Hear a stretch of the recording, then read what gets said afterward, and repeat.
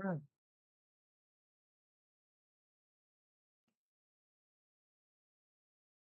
Hello, welcome to another impromptu garage live stream Sunday night.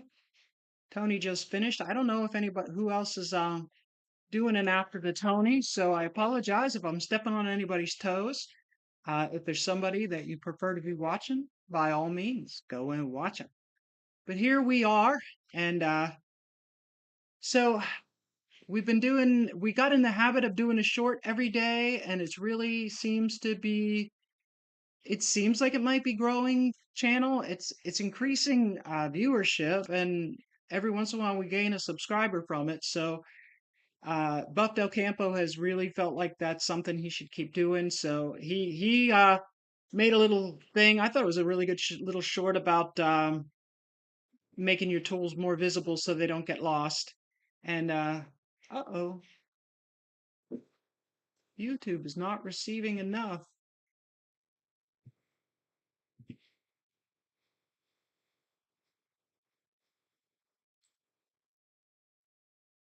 Well, I just got started, uh, Mr. LeSabre. So it's definitely part of why you just found us.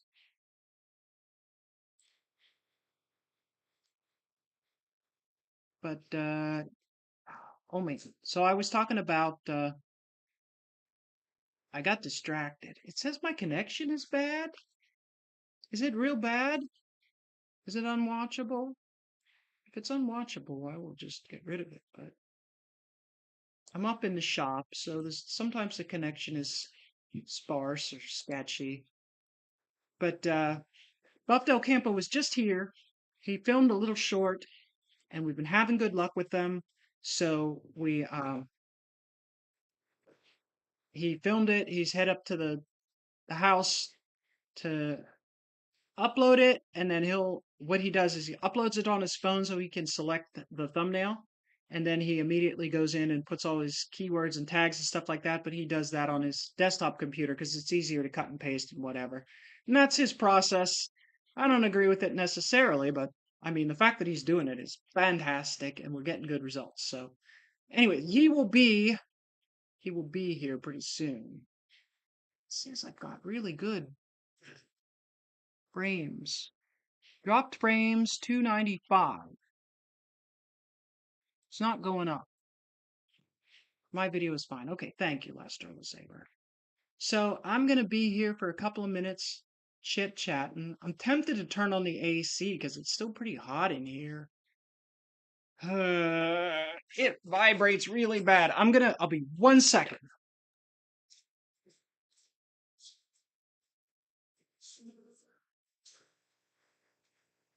If that AC is too loud, I'll shut it back off. I don't care. It couldn't be worse than the birds on Tony's live. So if you weren't here last night when we were live streaming, I've got this Ford Ranger, and it has a Cologne variety of engine. The bolt pattern for the bell housing on the engine transmission. Nurse Kim, yeah, hey, when I'm destroying stuff, I just take whatever cheap clothing I can get and wear that. Thanks for stopping in, Colleen. Um, Mopar Mustangs and minivans. Check out their channel content. But that is the Ranger. Weren't you here last night? Check it out. We're getting there. I got to cut here and on the other side so I could take the core support off and then roll the cab back. I have brake lines. Let's see. I have brake lines and I have the steering linkage. And then the cab will be, well, some wiring too, I guess. And the cab will be liberated from the frame. And then once we get the cab off, it'll be a lot easier to just yank that motor out of there. So thanks for stopping in, John. And yeah, Buck Del Campo will be back in a moment. I think I said that 4 times already. he had to go up to the house, which is not a long walk. But I just figured I'd get things started because the garage, this is not our normal setup, so it's sketchy. I don't know what will happen. The plan with it, okay, is that I took the rear end out of the Ranger and I put that in my Dart because the rear end in my Dart was whooped. And because I wanted the 5 on 4.5 bolt pattern for my Dart so I could put better wheels on it because it had 13-inch wheels and the tires were like whooped. And I was like, I'm not buying new 13-inch tires to put. Anyways, rear end already scavenged. This 2.8 liter motor is a Cologne bolt pattern will fit in my Bronco 2.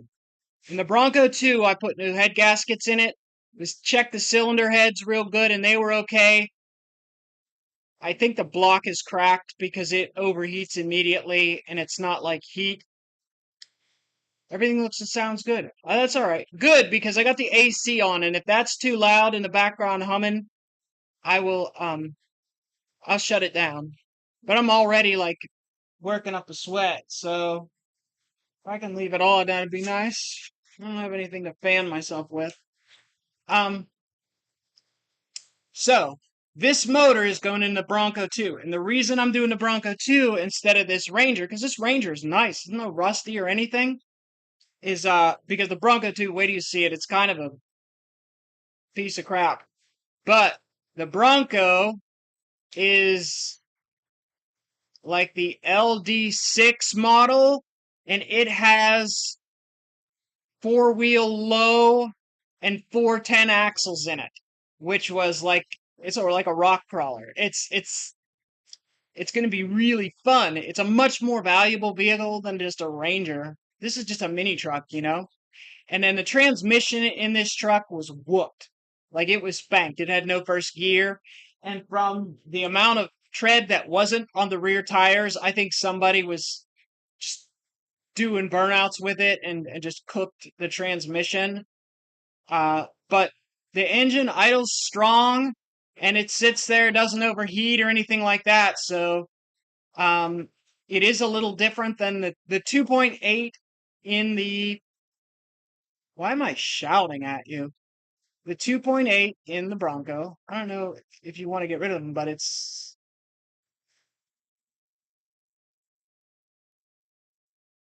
Well, they're Mopar small, old style small bolt pattern wheels. I don't think I have any use for them. Not 13s.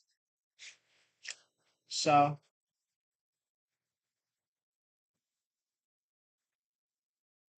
um, this motor is a fuel injected 2.8 or 2.9. This is the fuel injected 2.9. The Bronco 2 is a couple of years older. It's an 85 and it has the 2.8 carbureted style engine. So they are not directly swappable, but you know, I'm not the kind who gets too worried about that kind of stuff. I'll make this run in that shell. Yeah, 5 on 4 inch bolt pattern 13s. If you want them, John, I'll set them aside for you. The tires that are on them are so dry rotted that I don't feel safe. We went up to the grocery store and I was like a little bit about them, you know? And at the moment, I still need two on the Dart because I haven't done the front end, but I'm thinking about maybe just, I might just bite the bullet and buy uh, a disc brake conversion. Well, they are cool wheels, but they only fit on certain things. Um, and yeah, I 13-inch tires are scarce. I don't, they stopped making them kind of. So I would rather have something on there that's more universal. And then if you go with the 5 on 4 inch bolt pattern, you have your run of the, it's like the most common bolt pattern in the world. So, and I don't feel like the Dart needs disc brakes, but that would give me the 5-on-4 bolt pattern or 5-on-4.5 bolt pattern. And it does needs ball joint boots. It needs upper control arm bushings. It needs the front end rebuild. It's like if I'm going to go in and do all that, I want to just put new stuff in. I don't want to put the little bitty factory stuff in there because I want that car to be, comfortable to drive on a like daily drive kind of comfortable. Not I'm driving an antique car. Um, and it's getting closer. But I want to go the extra mile and do a little more. It's not meant to be a drag car, or else I definitely leave the drums on it. So, how's everyone doing tonight? I think there's only a couple of us so far, but we're going to be going for a while. When Buck Del Campo gets back, I'm going to work on this a bit. Maybe we'll be out here a couple hours. So if you're busy now, or if there's somebody else who's streaming now and you want to watch them for a while, go ahead and stop back. But I won't throw them away, John. They'll be. I should be able to fit them in the trunk of the car. Hello, Mr. Bear Rose Garage.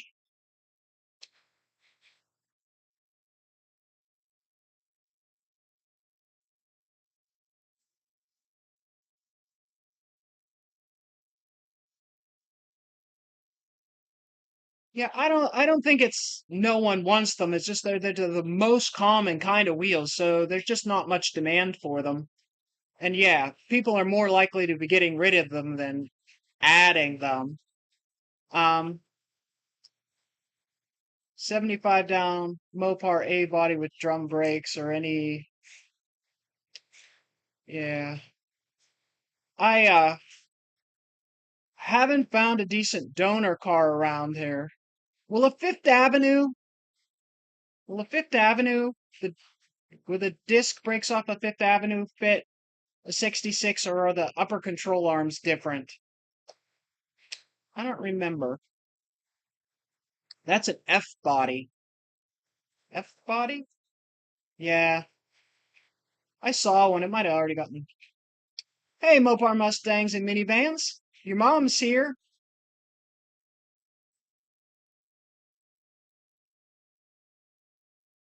Great time at Grandma's house this weekend. Do you have to travel to see Grandma? Is it over the river and through the woods? Slightly sunburned. Well, we have to get our vitamin D, so you got to risk it a little bit. We don't get enough sun because when I go outside, the mosquitoes they just think I'm a snack. They just chew into me so fast. 1 second, everybody, I'm getting a drink of water. No, I need my water.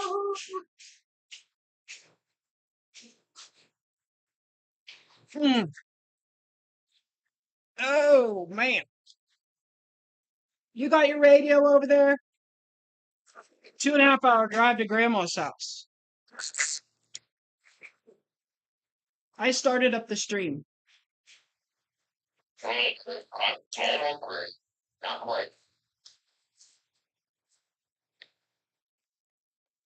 I didn't tell him I was starting because I didn't want him to feel too rushed because he's over there editing a short.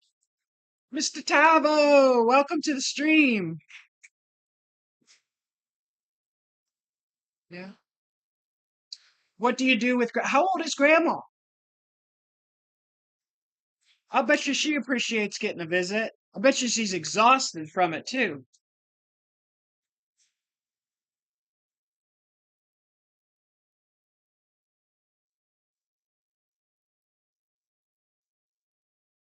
Tavo, we're gonna be here a while. We're just getting started.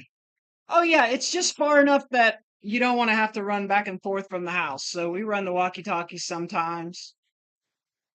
Although we could use the phone. But walkie-talkies are easier than picking up the phone some days.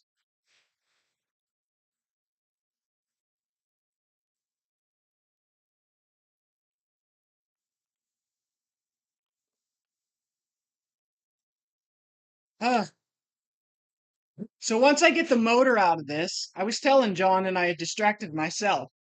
Once I get the motor out of this is the same wheelbase length as the Studebaker.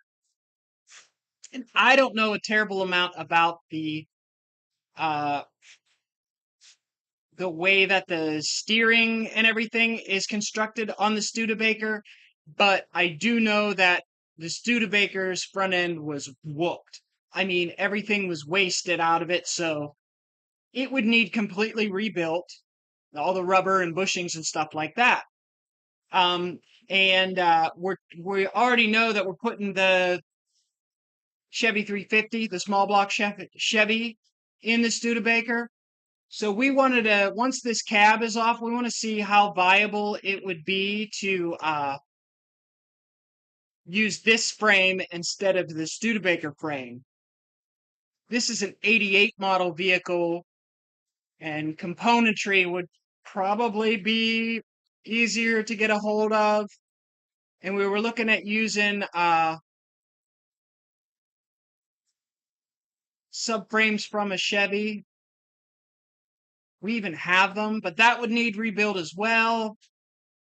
I don't know.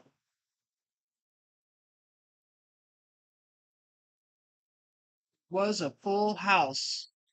All my grandparents are now passed on, so enjoy them while you can. I remember making visits to grandma's house. That's good times. Family reunion kind of things, and holidays. We'd visit grandma's.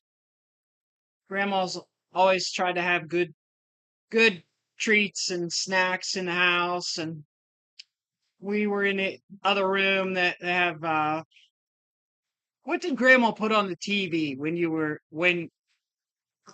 a kid and you went to grandma's house? What did you watch on TV? We would watch I think it was Wild Wild West.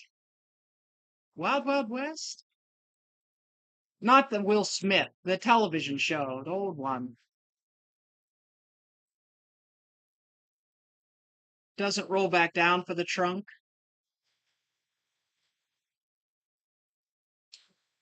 Exactly, Lester. And it's not rusty at all, although the Studebaker frame isn't rusty either.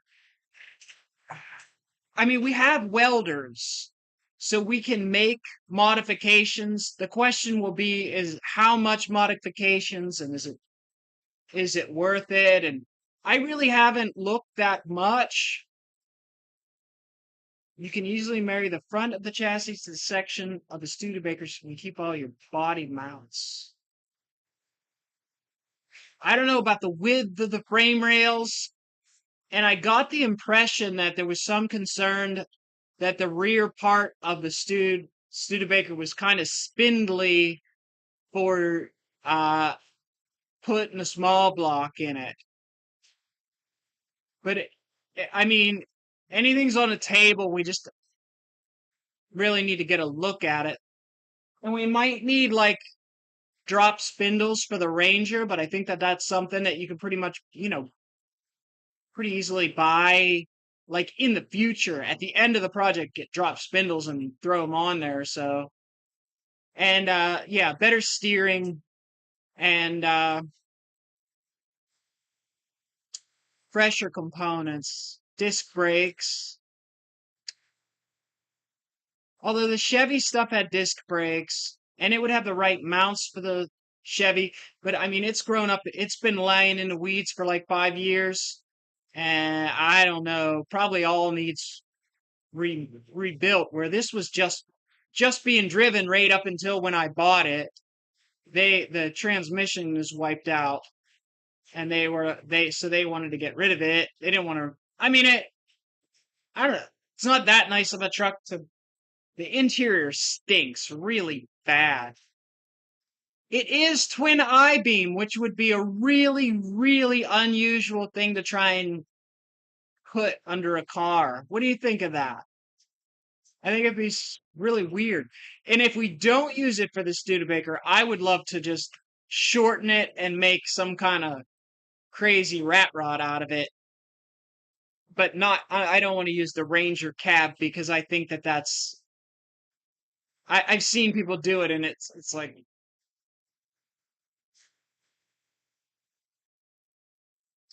Yeah, I guess the handling features of a twin I-beam are not so great.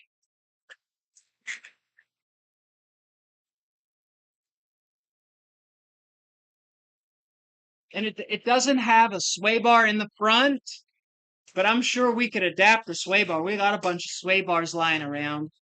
So I'm sure we could adapt a sway bar and then your twin I-beam would, I don't know. I don't know how, if you can make it work or not. You're like, oh, I'm like, whoa. We're just having fun. I got the truck for the price of a motor, so everything else is gravy. I'm making gravy out of the drippings. Did you get those pictures I sent you? That is our twin eye rat rod. It's oh, I don't remember seeing pictures about a twin eye beam rat rod. Where did you send them to? Did you get pictures of a twin eye beam rat rod from Bear Road Garage? Oh, I got a bunch of pictures. I'm not on the camera. He did, but I we got a haven't had bunch of time to look. pictures. Yeah, and I sent him a reply and thanked him. Oh, okay. Didn't you didn't? I didn't. Well, he didn't see him. I guess I don't know. What are we doing here? Oh, we're just chatting. We're on. John Wilburn had asked what we were doing with the You Ranger. got something different up here than it usually is. Usually there's a thing here that tells me what's going on, and it's not there. Yeah. Well, I'll bring it up in a second. Okay. Give me a moment. Okay. I know. I took off in the middle of this, and then you started it, and I was. I just started. Everybody, hey, welcome to stream, Buff Del Campo. Are we on? I am Kim of Kim Fixes Things. We are on your channel. On my channel, Tahoe's there. Colleen's there. Barrows, Lester LeSabre. Um, Man, and it's so late at night, and everybody's here on a Sunday night. Nobody has to go to work in the morning. Well, like Is it a twin eye? Is it a twin eye? Is what a twin eye? the Ranger. I was Oh, telling yeah, him it's how a we were twin. looking into maybe using the frame. Oh yeah, that'd be really weird. We got to see if it works. Studebaker Lark with a twin eye beam. Can you give me a pair of, or your pair of channel locks? It isn't that bad. You just No, I know I can't get them, so I just did didn't you do it. even try? You didn't try. I didn't even this try stuff. it. I know I This can't isn't get them. bad. So what are we doing here? I'll just chat. Here, scooch up. Yeah, hello everybody. Oh, I see. I'm not in the. Yeah. Oh, now I'm in the. Front Oh, I seat, may move that a little bit or something. I don't know. We're like we were last night. No. I'm gonna turn this a little, Well, yeah, go ahead. and then I'll move this a little. Hey, I don't know. It's different. It was pretty good last night. what did I do? Everything's vibrating now.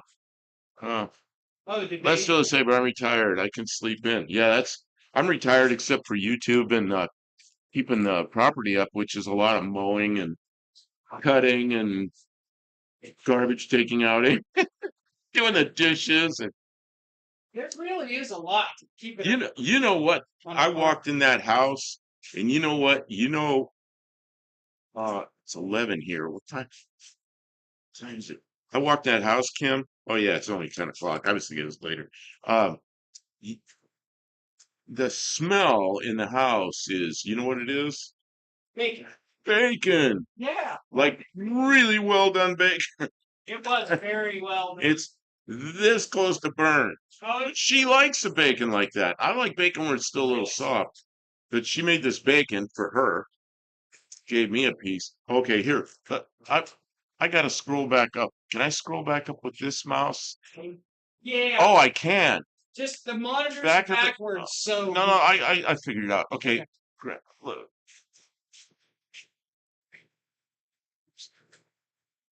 Back of the chassis will be a bit tough. Car. So pull that down. Trunk. Oh, not only that, the frame doesn't. On a car, the frame has a big bulge on the top. So, because the spring mounts, the spring perches are on the bottom of the axle. This is spring perches on the top. I don't know. Yeah, it's a twin I beam. I don't know what I'm doing. Tim has this idea that we're going to put that under the Studebaker And I'm not sure that's not what the original intent was. I have no idea what I'm doing. Okay, now how do I get this? How do I get this mouse over to there? It doesn't go over there. It's opposite. So if you Oh, need to you go over go, there, you I got to gotta go go that way to this way. get this one. That's like, okay. Oh yeah, you gotta go backwards. Yeah. It's like having a steering wheel. If you turn to the right, the car goes to the left. No. Go right. Oh, did you tell them about your new short? Oh, I just put a short up. Yeah, that's what I was doing at the house while Kim was starting this up. While I was putting a short up. Yeah, Tavo, bacon, except it's a bit on the crispy side. It was exceptionally crispy. I like it just not quite crispy. All right, you guys okay? This is going to be so loud, it's going to duck out the thing. The thing, you mean the microphone? No sound. The micro thing. The microfiche. Oh my God. Sorry, it's loud, huh? Oh, I had to plug my ears.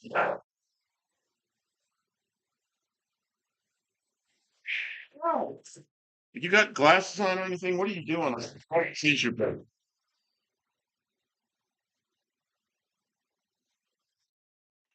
Meant to be loud. Sawzalling. Ari, man, I asked you. I was in Tony. Kim's running a Sawzaller. I was in Tony's and I asked you if you were doing a live after, and you never said anything. I think you went off the live stream. So we decided to come up here and do this. I didn't really mean to butt in on yours, but you're here. Good. Thanks for coming in. Yeah, pickups tend to be really shallow, flat from the rear axle. Yep. So I don't know what I'm doing. Yeah, I guess I could have a Studebaker that sets up kind of high like a four-wheel drive truck. I can just throw it away. Well, I don't throw anything away. Never throw Never anything throw away. anything away that could be used. All right, sorry, folks. Here, more noise, Sawzall noise.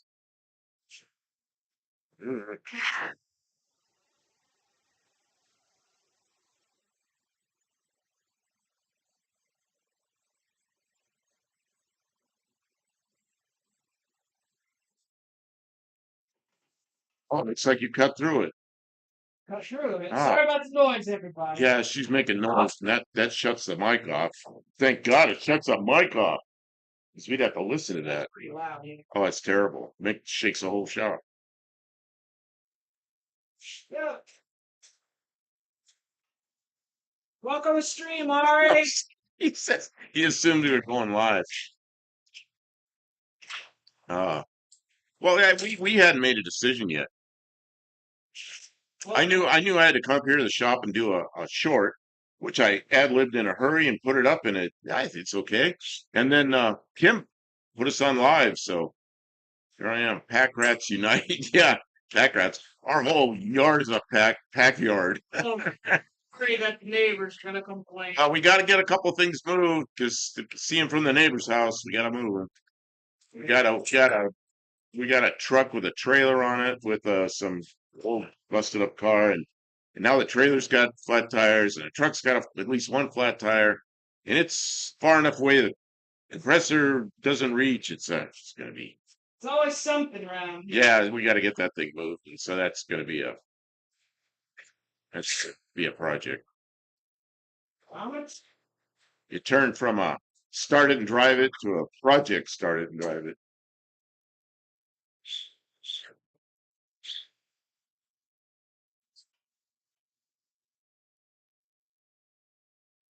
Rolled in from CA. Is that California or Canada? Let's see. George Washington. It was a pretty beat for the weekend. Oh, you had a rough weekend, huh? Yeah, Kim and I work at night a lot, so we just started running a live stream the last couple of days. So it's yeah, just do it. Just do it to do it. It's her project here. I mean, it gives us something to do, him something to do while I'm working, and then I feel more motivated to work. If there's Colleen says, "Careful, Buff, you'll wind up with a letter from the HOA." No, I am the HOA.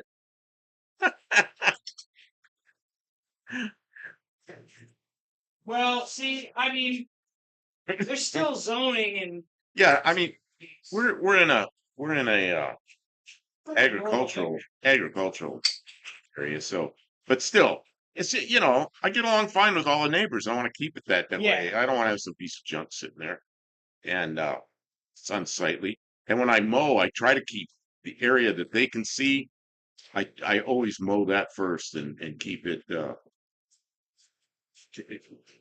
so the lawn looks like a lawn and not like a big old. We are making things better. We just sometimes along the way it gets pretty messy. Whoop. All right, sorry everybody, more noise. More noise.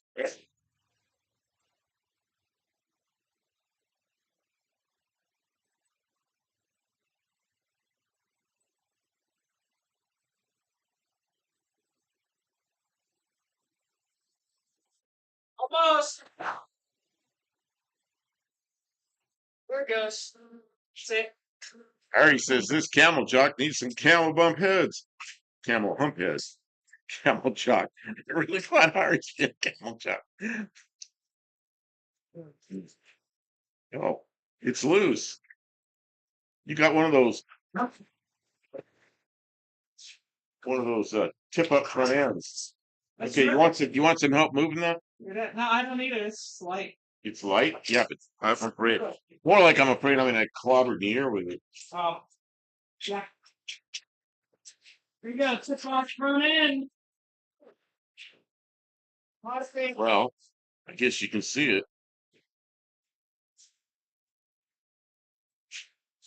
Modification completed. Look at how those springs are. They're all collapsed on top of each other. You Think somebody heated that? Or that can't be how they go in there. No, those are the softs. Okay, so Right now there's a lot of weight off the front of this thing and they're all collapsed down. yeah, but the motor is most of it. Wow.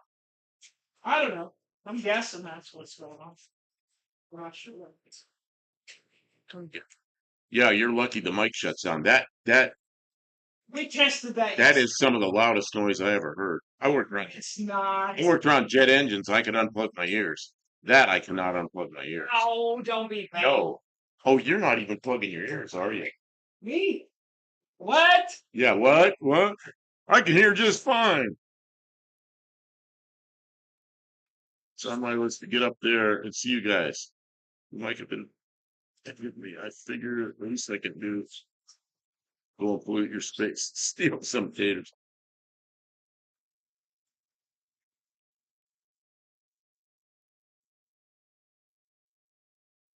Well, these, I don't know if you can see those springs. I want to move this camera, but I don't want to move it so badly to mess up my setup. I guess there's not much cord. No, I can. Oh, there's not a lot of cord either. So if I go move it, it'll just unplug itself, and then we'll be out of business. We'll be out of business. Yeah, sorry, Gus. Why? What did you want to show them? Oh, that spring, it's kind of goofy. I don't know. It's a variable rate. That means it's all collapsed on top of each other. That means it has no rate. Well, what? I guess if you go, it could stretch up further if you top it out. Right. It'll rebound more softer. Dodge flavored square body.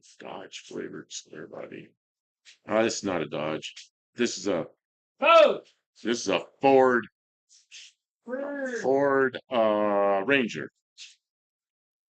I don't know if it's people pronounce it two different ways. Tinnitus and tinnitus. Too many years of not using hearing production. My father had that. He used to say tinnitus, but I've heard people online because I've watched videos on it say tinnitus. So I don't know what it is, but yeah, I have it a tiny bit sometimes. But my father had it like his whole life, just like ringing in his ears. It never went away. I get it. Just struggled with it. Fjord, like in Norway, fjords. Yeah, what was that just changed? Something. Oh, the whole background changed. I don't know. Windows does It just did that all at We once. were like, you know what you need while you're trying to live stream? A new background. A new background. Need Yeah. a new background. Let's do that right this second. Well, I could see around, there's still a background showing a little bit, and both monitors went flash to a new picture. What time is it? What is it like? It's time for that? Yep. I it's don't know. Background time. They changed that at 6 minutes after 10. Of course.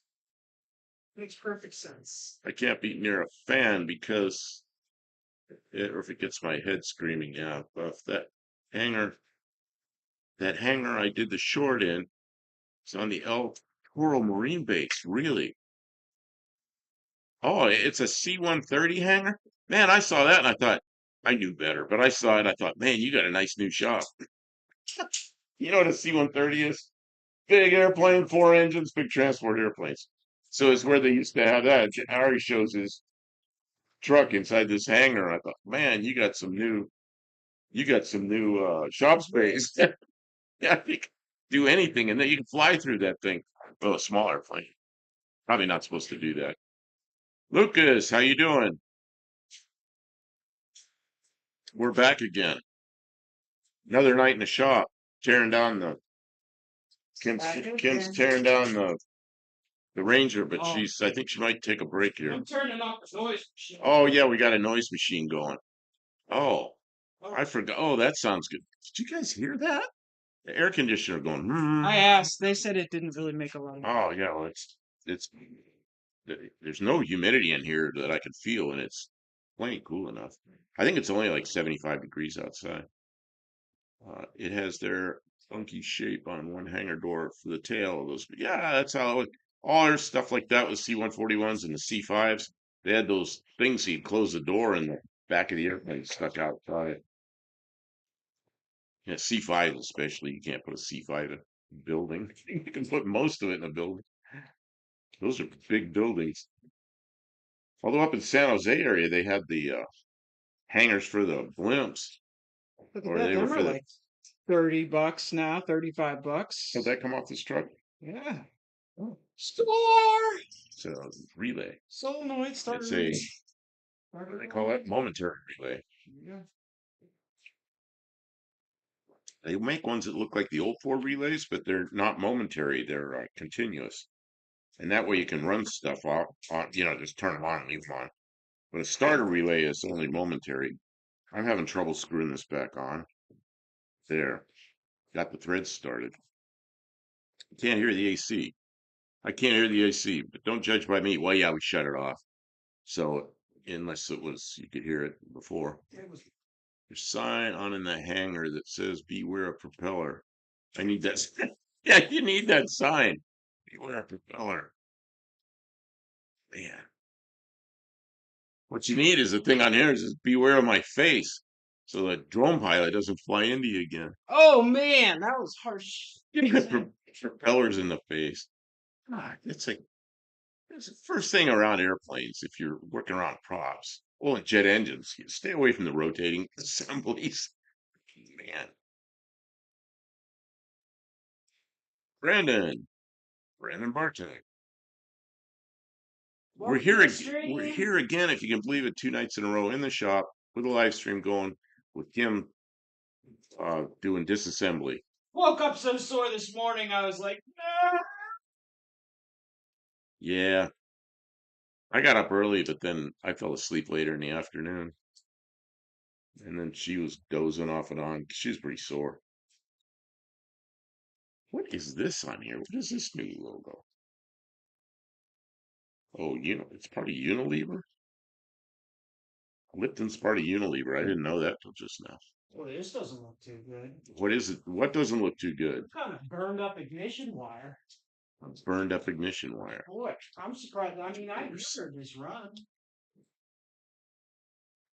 No, didn't send anybody for prop wash. Ooh. They did. So I worked on his big jets. They mess with new people a little bit, but not a whole lot. Mostly, I trained a lot of people, and I was just straightforward with them. Check out these green crusties. Just you have to get up. It also, I know, but I'm reading. It's also a testament to the tendency of my face, tenacity of my face. let's see what you want me to look at. Oh yeah. Was that burnt or is that just like crud? Green crusties. Green I mean, crusties. it rain is the crazy Green thing. crusties in the connectors, but Running in. that's some kind of corrosion. I mean, it's probably copper and it's corroded or something. It's real bad though. My dad worked for Lockheed in New York City. For Lockheed, moved to California in the 70s. Yeah, Lockheed also had big stuff in Georgia. I think that's where all the C5s came from, Lockheed, Georgia. And that's where they did when they stretched if any of you are old enough to remember this, there was a transport airplane called the C-141. And the problem with that airplane was it'd fill up before it reached its gross weight. A lot of times that happened. So what they did was they stretched the fuselages. They put a plug in the front and a plug in the back, and they did that in probably like 1979, 1980, and those years. And they did that in Georgia too, Lucky, Georgia. Yeah, and then Lockheed in California was Skunk Works, all that stuff. Wow. Gave me a sore too. Too much fun in the pool with his nieces and nephew. Ah, that's not working. It's, Whoa, you're stepping on stuff, broken. broken stuff. Stepping on broken. I thought she stepped on some bubble wrap, but it wasn't. It was plastic. Look at that. I can work right through the side of it. Got a chair over there to work on.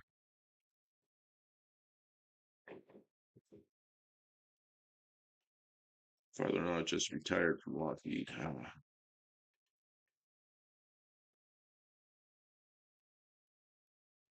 Worked on a lot of Lockheed aircraft, but that was back in my Air Force days. Worked on C5s and C-141s. And a little bit, very little, but a few times I was shipped off somewhere and the C-130s. But by then I was running the crew, so mostly I just got the people. There were people that had C-130 experience, and if we had something that really had to be done quickly, I just grabbed them and they were fine with that. I was I was at Hickam Air Force Base in Hawaii when we were doing that stuff. My favorite plane is still a Douglas AC-47. Spooky, yeah, it's a big old DC-3 gunship. That's quite a thing. Asked all the employees to go with him. He said no. Hmm. S- That's see Roma. Oh man, what you doing? Oh, you taking off the master cylinder. Oh, we're not gonna have any brakes now. So bigger. I mean, at some point in the process, the brakes have to get this. Yeah, if you're gonna disassemble the whole thing, I guess you don't need brakes. We don't want it to stop as it rolls over the hill now. You don't want it to stop as it rolls over the hill. See, our hill goes up a little and then down a lot, and it goes into, man, it must be an underground creek. There's a big long tree line there, but it's real messy, marshy kind of area. And I don't want the vehicles rolling down into there because then you got to go into the poison ivy and hook onto them. Oh, let's hope we never have a vehicle roll down to there. What did go down there? You took the skid steer down there and you couldn't get it to steer anymore, so it was at the bottom of the hill. So you had to go fix it at the bottom of the hill. Miserable. But it didn't get into the soupy part. Yeah, she was at the bottom of the hill working on that skid steer back when she first got it. Because it only skid one direction. She could only go around circles and go the wrong way. Couldn't circle her way up the hill. And she tried.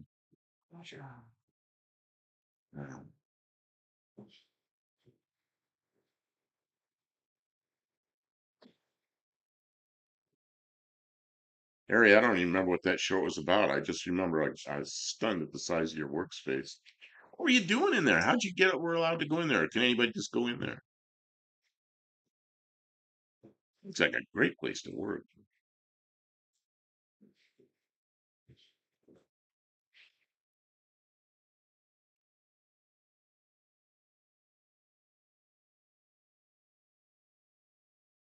Got quiet. Everybody got quiet. We still streaming. maybe we're still streaming. If we weren't streaming, you would see this number of drop frames Oh, go up. See how it's 0.4%? That's good. I had some okay. drop frames earlier in the stream and then it stopped. Okay. So, but that would be your easiest place to find out if something's going wrong. I came into UTG late tonight, and then he was talking about something about carburetors that he's going to do a video on, and he's just starting to get into it, and it drops out for like 3 minutes, and I missed the whole thing. Colleen says, "Yeah, she can hear us. Everybody just quiet. It's Sunday night. They're all dozing off. They're gonna only get points. Dozing off. Well, at least they're not out in the garage having to work on stuff. But you know, we're doing better this year. We'll be able to work on stuff this winter. We'll have stuff ready to go. Stuff ready to be worked on. Oh, that's not so good. What was that? Oh, there's some kind of stuff growing in there. It's leaking back. Oh, that's what that is. We'll show it up close so you can so that people can see what you're doing. That's a master cylinder that's leaking. They Probably don't- rebuild it. Probably aluminum doesn't. Well, I was only half trespassing, half a trespass. Might be able to use that booster and pedal assembly in the Lark. Yeah, Can't we're remember hoping. if this year is the aluminum bracket or the stamped steel. This one's, oh, the bracket? I don't know. The Lark, I've got a whole brake system out of I don't know. Oh, that's right, a Chevy one. Well, I got all kinds of stuff. I also have a Chrysler 300. Yeah, So we do. I don't know what I don't know what I'm gonna do. But it's just I don't know. We're just gonna take this Just when take it as it comes. when the Lark gets started, we'll just do what we do. And when I was designing airplanes, I had to have everything had to be just to the prints. I had to work everything out and have it all. And now we work here, we just ad lib it. And I'm surprised how much it works. I can get you some Rivian 6-piston Brembo brakes. Wow. You need those to stop all that big heavy vehicle, right? I don't know how much a Rivian weighs. Imagine a Rivian 6-piston.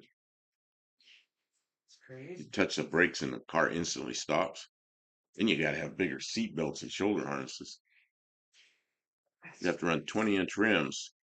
Should be able to stop. Hey, what size are the rims on the 18s. on the Chrysler? Yeah. They're 18s. Wow. Yeah, and the Studebaker originally had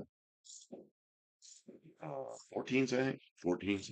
I don't know. When I got that Studebaker, it had a couple of Lincoln Versailles rims on it that were 14s and had a couple of something else. I don't know. Because the Studebaker and Ford and Chrysler all had the same, like Peabody Chryslers, they all had the same bolt pattern. And they were just random wheels somebody put on it. Rivians weigh about 7,500 pounds, depending on the battery pack. Man, that's a heavy vehicle. How are they on tires? Do they wear tires out pretty quickly? That's a big beef vehicle. 'Cause I don't know. I used to drive 1-ton Ford Tricks around, 1-ton dualies, and I know they were bumping up close to 8,000 pounds. I know when you go through there was someplace we went through, I think it was in Ohio. Could have been in Illinois. Go through the toll road, and you come up there, and sometimes they charge you more, and sometimes they charge you less, depending on how much fuel you had on board, because somehow they weighed it. If it was over 8,000 pounds, you'd get nailed for a higher rate. And so you try to hit the scale or the coal booth when you're low on fuel. But yeah, no, you just forget. Okay, Chevy S10 boosters and pedals are great because they're small, easy to mod, and mounting bolts to the dash even match for 47 to 52 Series F Series truck. Well, that's pretty cool. Ari says they eat up those Pirelli tires like nobody's business. Wow. Those sounds expensive too. Lester LeSabre says, not a battery Rivian, it's a battering Rivian. 7,500 pounds. Yeah, have anybody used one in a destruction derby? You want a demolition derby with a Rivian. Let's see what Oh happens. man, Or a Cybertruck. I think that's might be out of Cybertruck and a demolition derby. might be out of my Yeah. price. $100,000 vehicle to win $100. Might be out of my price point.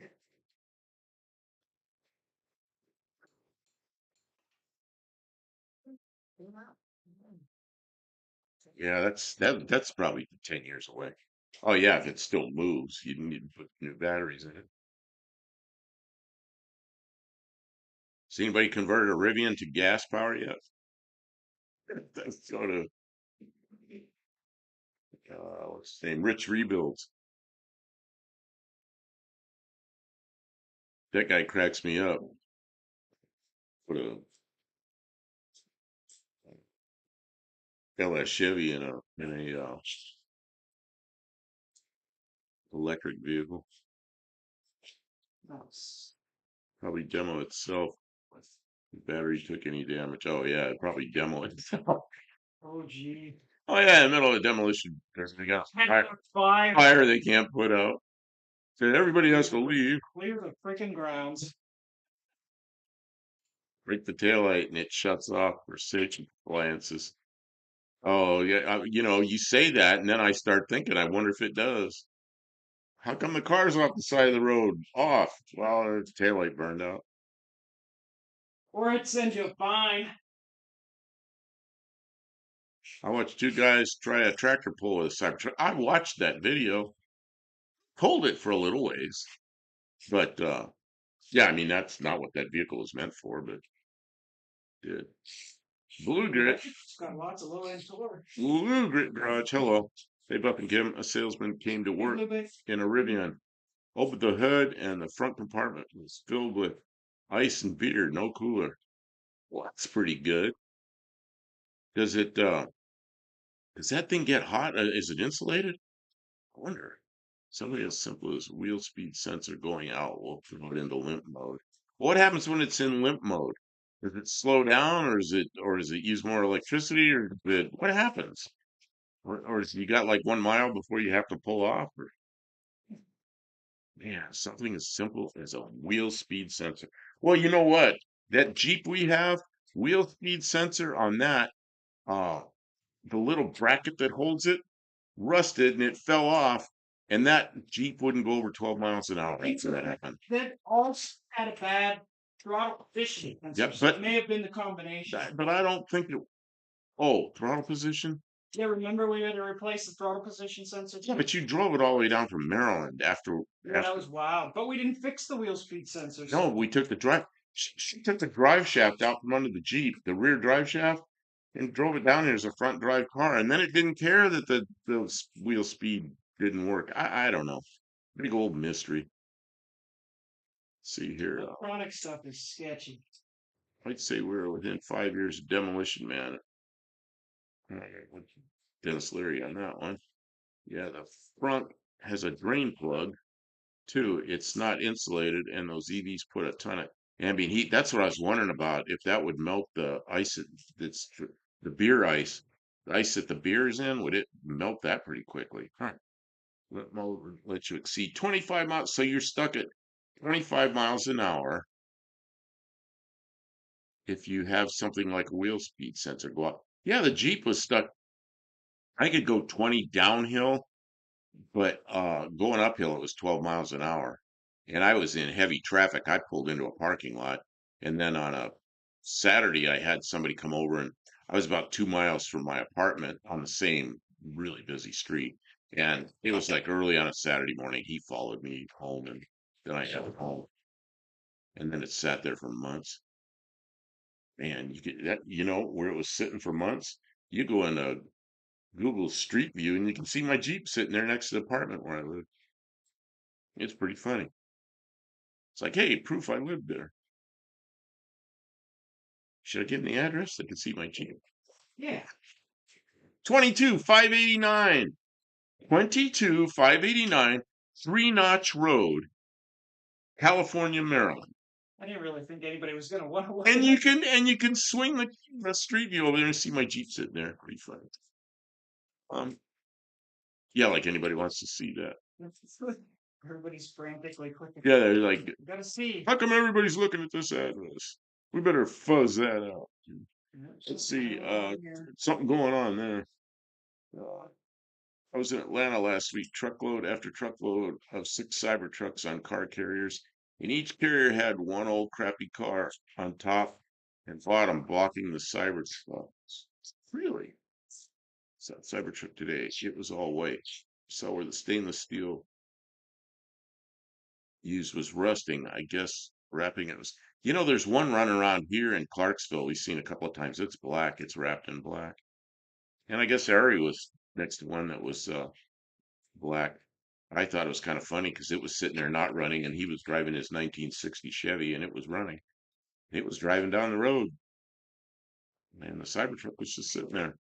It did help pull some parts for the Rivian they used at Pikes Peak. Oh, I didn't know they did that. That's a lot of weight going uphill. Have to go fold laundry and eat something. Good. Get Oh, this something is why good. Mrs. One-Eyed Cat. Well, leave the computer run so you get I viewed. need the computer on so we get views. You gotta go fold laundry and eat something and go to bed. Good night, all. Good night. Thanks for coming. Good night, Wendy. From you. Yeah, we already ate, but we'll probably eat something later because Yeah. I don't know. Because it's fun to eat. You know, Kim cooked some bacon tonight. She likes it really well done, and I did like it kind of soft. But she did it really well done, and then she cut some zucchini up and cooked it in the bacon fat. Man, was that good! Oh man, was that good! Nothing quite like pork fat, is there? More fat.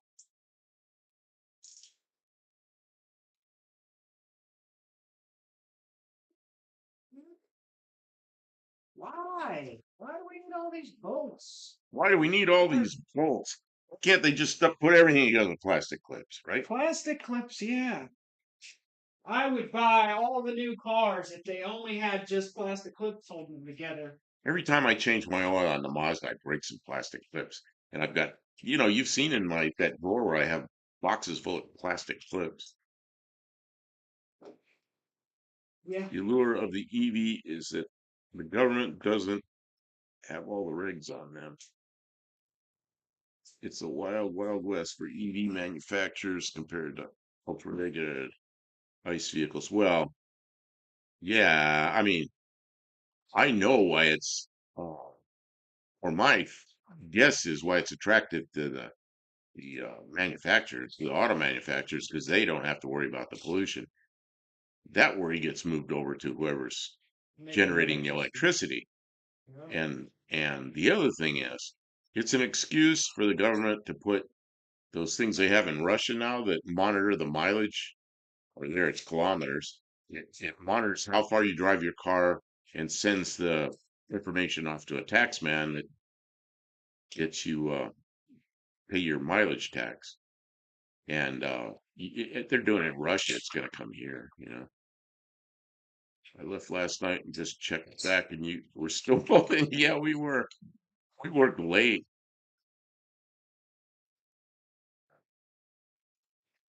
Rivian Pikes Peak video. Oh, how I can click on that, but then I don't want to because we're in the middle of a live.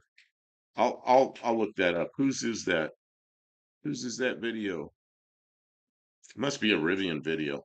I'll have to look when we're finished here. Watch the Pikes Peak. Where's the camera? Is it on the hood of the car or the hood of the truck, or is it all over the place? You literally got fired today. Who got Hi, fired? Lucas. What happened? Hi. That's terrible. I'm so sorry. Yeah, it's terrible. I've been fired before. I mean, it's never fun, but you know what it always turned into? Sometime later, I had a job I wouldn't have had, a job I liked that I wouldn't have had if I hadn't been fired from the other one. But when you get fired, it's never good. It doesn't ever feel good. Was it an economy thing or did you mess something up? So I farted in one of the players' oxygen tanks. That's it's not allowed because it stank. What? I think he's lying. You'd say like got some kind of BS. Yeah, they have a few cameras on the truck. All right, guys, I'm heading to bed. Oh, that's Mama. All right. Oh, she's back. No, he's back. Come back That's again. Colleen. It was Wendy that said that. Now it's Colleen that's saying that. All the ladies. All the ladies are leaving. I don't blame them. Latest Supreme Court Understand. decision. Bye bye EV mandates. Yeah, I don't know what that. I don't know. I hadn't followed it. Um, I get so upset with politics. If I start watching stuff with politics, I start getting mad, throwing shit. So I just really barely pay attention. It's like I know what I want's not going to happen.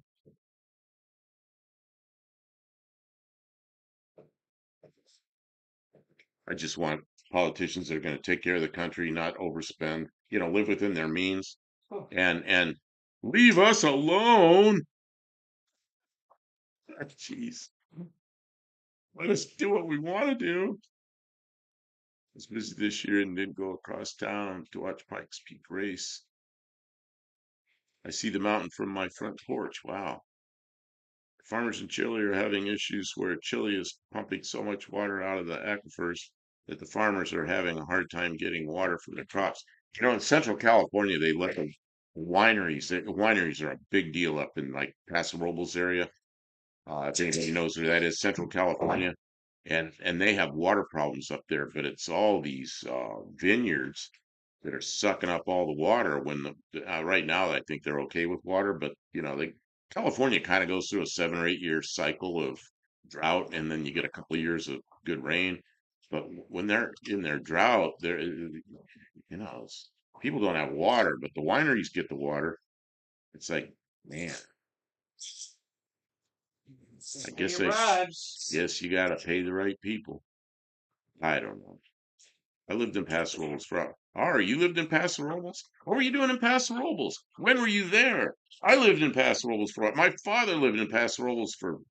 Oh God, 20 years maybe, and I was there. Okay, so if you're in Paso Robles, you know about all the wineries. So, man, I went there and to see my mother and father, and they really didn't have guest bedroom or anything, so I was gonna stay in a hotel. And there were no hotels like within about a 50-mile radius of that place because something was going on with the wineries. All these French people were in all the hotels. Then they wanted about $500 a night. Let's see, drought, wildfires, rain, mudslides, wildfires. Yeah, drought. Yeah, you got it. You were there around 2006. I love that town. Yeah, I was there. Well, let's see. I was living in Arizona. I was working in Arizona after '07. So from '07 to whatever it was 2015 or something, I was back and forth to Paso a lot. Actually, 2018. My father was in the hospital last 2 years, and I was up there quite a bit. But yeah, I mean, if you're used to living in a big city, Paso Robles probably seems kind of nice, but the drought just it's yeah. And you probably know where that airport is out there. I flew in and out of that airport a lot back in the days when I was flying a lot. You go pounds of taters per mile. Man, I always wanted to make alcohol. That's what I was gonna do. When I lived in Arizona, I wanted to buy some desert property and try to make alcohol from all my garbage and maybe some other things. And I wanted to make a solar powered still. But I just it's like I was had a pretty intense job where I couldn't be out in the desert screwing around with stuff like that. They do have a cool aviation museum there, and they also have cars there in that museum. They have some race cars in that museum. The last time I was in there, I went with my father.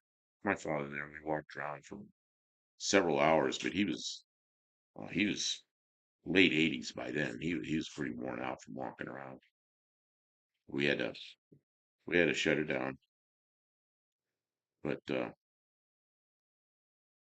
yeah, and that's out by the airport. Sure. Kim, what's going on? Trying to get the power steering pump liberated. Liberated power steering pumps. Mm.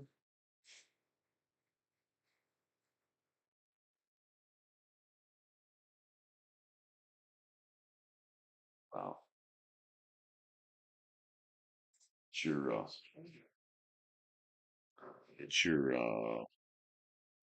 what's that thing? Cologne engine.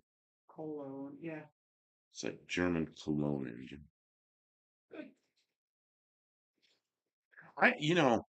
Back in the day, I never had problems with those engines, but now they're getting kind of hard to find. They're a rarity. And well, the thing of it is the thing that wears out first on these trucks is the motor. So the motors are hard to find because everything else is still around, but the motors die. So Ian and I had them back in they're a pretty in desirable the vehicle. in the 80s mostly. Early to mid 80s, I had Pintos and Bobcats with Cologne engines. The Bronco twos are pretty well. Just get the pan ready now. It's going to leak indefinitely once it's liberated. Oh, you're right. What's that? When you liberate the power steering pump, he says it's going to leak indefinitely. Yeah, you're right. Dr. Go, how you doing? You're late, but you're here. Heck, we were late. We Yeah. we didn't even plan on this. We You just thought you're early for Tuesday. did early for Tuesday. Yeah, Kim wanted to come up here and go to work on this after Tony, and Ari didn't do his live, so we did this. And Ari showed up here. Pretty cool.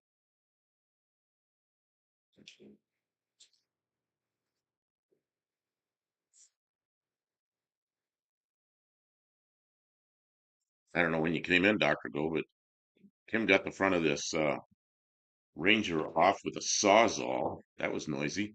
Now she's working on, like she says, liberating the power steering pump, taking all the accessories off that engine. So I think that's what she's doing. So she just pulls the engine by itself without all the crap on it. It's the plan, at least. We'll see how it goes. That is the planet. Anybody see my short from tonight? Not that you should leave here to see it. It was a really ad lib quick short. That was a good one. Took 2 takes. First take, you see, it has to be a minute or less. First take was what, a minute and 4 seconds? Yeah. So we retook it, and the second one was actually better. Not just shorter, but better.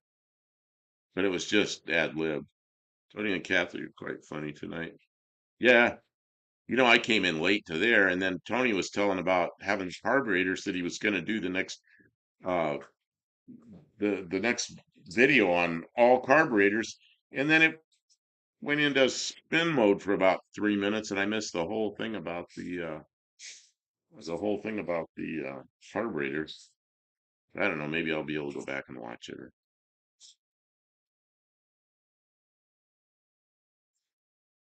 Did I miss? Did I miss? See Roma. Who else is here? After Go says hello, Art. Art, Art, Art. Who's Art? Who's Art? Which Art? Up short. Oh, you put a thanks, Ari. Now everybody will leave the live stream to go watch. Yeah, go ahead. You can go ahead and watch it. It's only 48 seconds or something. Yeah, come on back. It's just one of those things. I didn't even know what to do, and I thought, I think I'll talk about this. Well, we've been doing shorts, and it's working well. So many of my shorts is just something I put on my ass at the last second. It's kind of fun. What I'm learning to do is make shorts because going overtime on a short is real easy. It's much easier than you think it would be. Oh, you said hello, Art, and you meant to say Ari because of the autocorrect. Oh man, autocorrect's got me in trouble so many times. Couple times.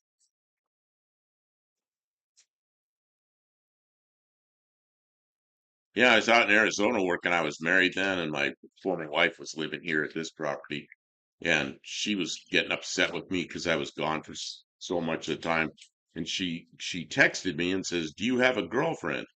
So I texted back, "I don't have a girlfriend." And that stupid autocorrect changed it to, "I do have a girlfriend." Oh man, let's try to explain that. Trying to get you a divorce. Oh man, straight bullets There's in. AI for you. AI divorce. Oh man, yeah. How many divorces are going to be caused by AI? Ooh, man. Some of those names too. I'd use my full name. Ari. Area. It's too many syllables for me though. His full name's Arrivederci. Well, Ari works fine because it's just, it's really strange, Ari. When I first saw you on Uncle Tony's, and then you started doing videos, and I went and I watched you do a video, and you were unwrapping something. I don't remember what it was. You got a box from somebody or something you ordered, whatever it was. You opened it live, and for some reason, I thought you were like in South Carolina or something. I thought you were on the East Coast, and then I found out you were way out in the West Coast. In fact, I don't know exactly where you are. I think you're somewhere north of San Diego and south of Los Angeles, maybe in Orange County. I don't know. Or in San Diego County. I don't know. He's Oh, I always know. I know. I think he's in San Juan Capistrano, maybe somewhere around there. I don't know. he loves finding people. Well, I like to know where Give him people any are. It's excuse like to stare at a map. I'm a map person. It's like when I'm talking to somebody, I kind of know where they are. They're over there. They're over there. There's a lot of people don't even know them. Matt, hi everybody. Are we shopping tonight? Shopping? Shopping. We are shopping. We're shopping? Oh, shopping like in the shop. Kim does shop. Yeah. No, that kind of shopping. Yeah, we are shopping tonight. Kim is shopping tonight. What is that broken thing? This year? Yeah, that It's something you stepped on. I just don't know what it I think was. it's one of those headlight lenses that was pretty brittle Oh, anyways. It's a hmm, loss. that's too bad.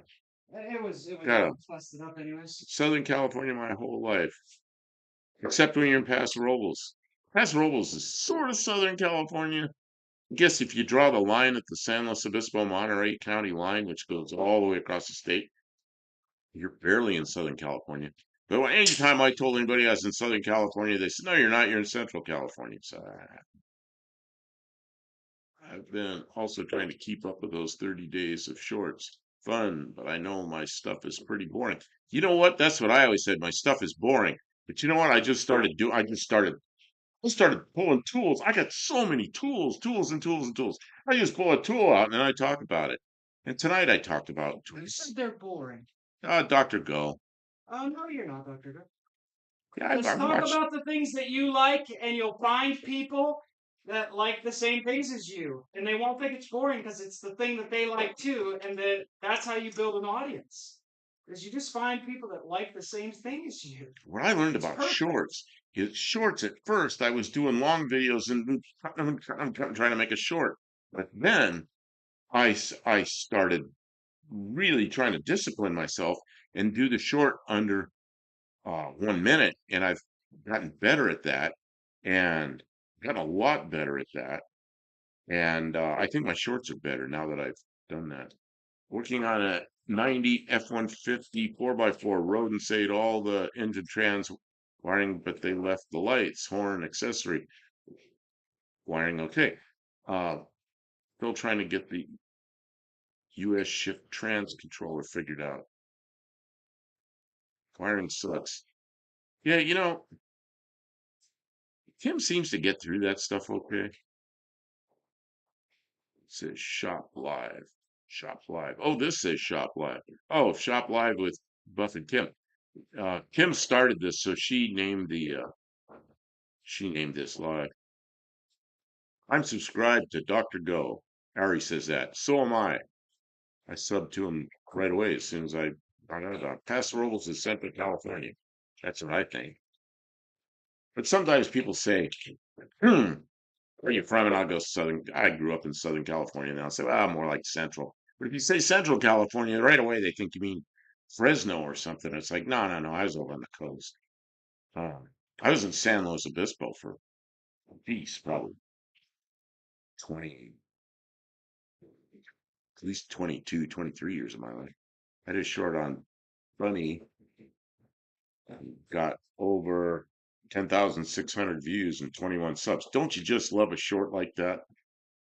I did one like that and got like 20 subs on a short. And I was like, wow, look at this. Look at this. Oh, After all, I love the good tools. stuff right there. I love the tools. Thanks, Kim. I just talked about the stuff I am currently doing and try to keep it real. That's Thanks for the it. stub. You see, then you don't have to maintain any kind of false bullshit. You just are who you are. People like you, or they move on. And What did I do tonight when I came up here? I said, oh, let me get over here by the toolbox. And she was a little bit in the way. She moved over. I opened up a drawer and nothing interesting in here. Open another one. Then I open up one and go, I know what I'm going to do. And I pulled out a bunch of tools and did one. look at your stuff. Ah, If it's not interesting enough to talk about, then why do you even have it? I got two big roll-around cabinets. I used to like top box. Actually, I got three roll-around cabinets. There's that one over there that the mice got in that's ancient. And there's these two that are much newer. Uh, I don't like the top boxes so much because we pile crap on top of the roll-around cabinets. Actually, I used to work on top of them. Now we pile stuff on top of them. That's bad. Probably should just have a top box.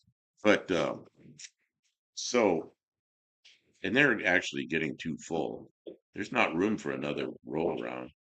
Man, I got to clean up that red roll around over there. I don't know if they're like, yeah, they can see it over there. There's a Craftsman. there's a red Craftsman, and the bottom box is a Par X, Par X is just a cheap snap-on that doesn't have any chrome on it. So I should clean that all. Power Glide isn't take Power Glide. Power Glide. It was the day of the eclipse. I went out there early in the morning to feed Power Glide, and I usually feed her around like 7. It was probably 6:30, and then I went out there with the food. She wasn't there. Well, sometimes she walks off to do her business, and I like kitty kitty kitty, and she shows up, but she didn't come back, and she never came back. I don't know what happened to her. That was when was the eclipse? That was April 8th. She disappeared. And there's what, a couple of coyotes running around here or something. Yeah, Maybe more. large birds of prey. And large birds. There's a couple of large birds, and I don't know, something got her. She's just gone. And she always stayed really close to the house. So I don't know what happened. Oh yeah, I still walk out there. I built her a little house that was heated and everything. And see Roma, okay, take care. Good night. So I walk out there sometimes. I still go, kitty, kitty, where's the cat? Hey, we miss you. Ah, she's gone. It's just sad when they disappear and you don't know what happened. She showed up, didn't know where she came from, stayed with us about a year and a half, and yep, that's probably what it was. Coyote. Yeah, coyote's got my kitty. Yeah, that's what Stray Bullet says.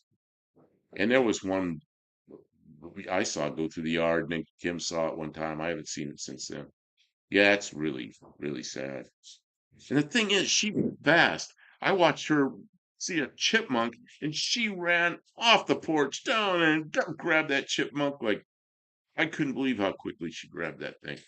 So she could see well, and it was already light in the morning. So I don't know. Don't know. It's hard when you don't know what happened to them. Yep. Don't know what happened to my kitty cat. And Power Glide, that was a great name for a cat. He really did enjoy having a kitty around here. Yeah, and since then, what pets have we had since then? Mice. They're not really pets. Oh, we saw an armadillo last night. Yeah, there was an armadillo in I saw it, I thought it was a possum, and she goes, no, it's an armadillo. And Possums look a little. Ari says he's willing to donate his cat to the shop. Well, you gonna come out here? Jeez.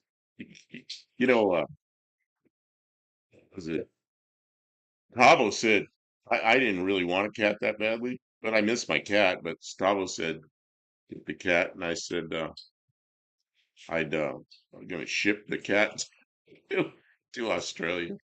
Can't do this. Let's see here. Coyotes have a target on their back around. Yeah, I I don't know. You know, I used to have an AK-47 around here. I sold it, but there's enough other houses and stuff around here where, yeah, it's kind of hard to have a weapon like that on this property. I have a 22, but I put away. U.S. shift worked. U.S. shift worked okay for a while, but the programmed axle gear ratio was 327, and I have a 308, so it would shift early and show the wrong speed. Oh, I see. It's all the electronics. I had to mess with it, and now it won't shift out of first. Oh, that's not good. Won't shift out of first. Well, that's low gears. Makes it hard to back up too. You know, Kim's dart's actually probably a little quicker off the line. Oh yeah, it would be quicker because of the. My cat lived outside too long before we got her, so she won't even go near the door now. Yeah, this cat just showed up. She showed up, and she was skinny, just like a baggy belly, like she'd had kittens, but no kittens. I think somebody dumped her off in the country, just threw her out of the car, and she showed up here. But she was really afraid of me. So I just kept feeding her, and after a year, she let me scratch her, and she gets so she follows around the yard a little bit. She's a lot more friendly cat. Then she disappeared. The dart is looking damn good. Well, thanks, Ari. Did you hear that? Oh yeah, we got to drive it finally. That was He amazing. says it's looking darn good, or is that or damn good? He said, "Is that this dart or your dart? How's your dart? What year's yours? 63 or 4, I think. I don't remember which." I got a grill here for a 63. Uncle Tony gave me that grill. All I need now is the rest of the 63 dart.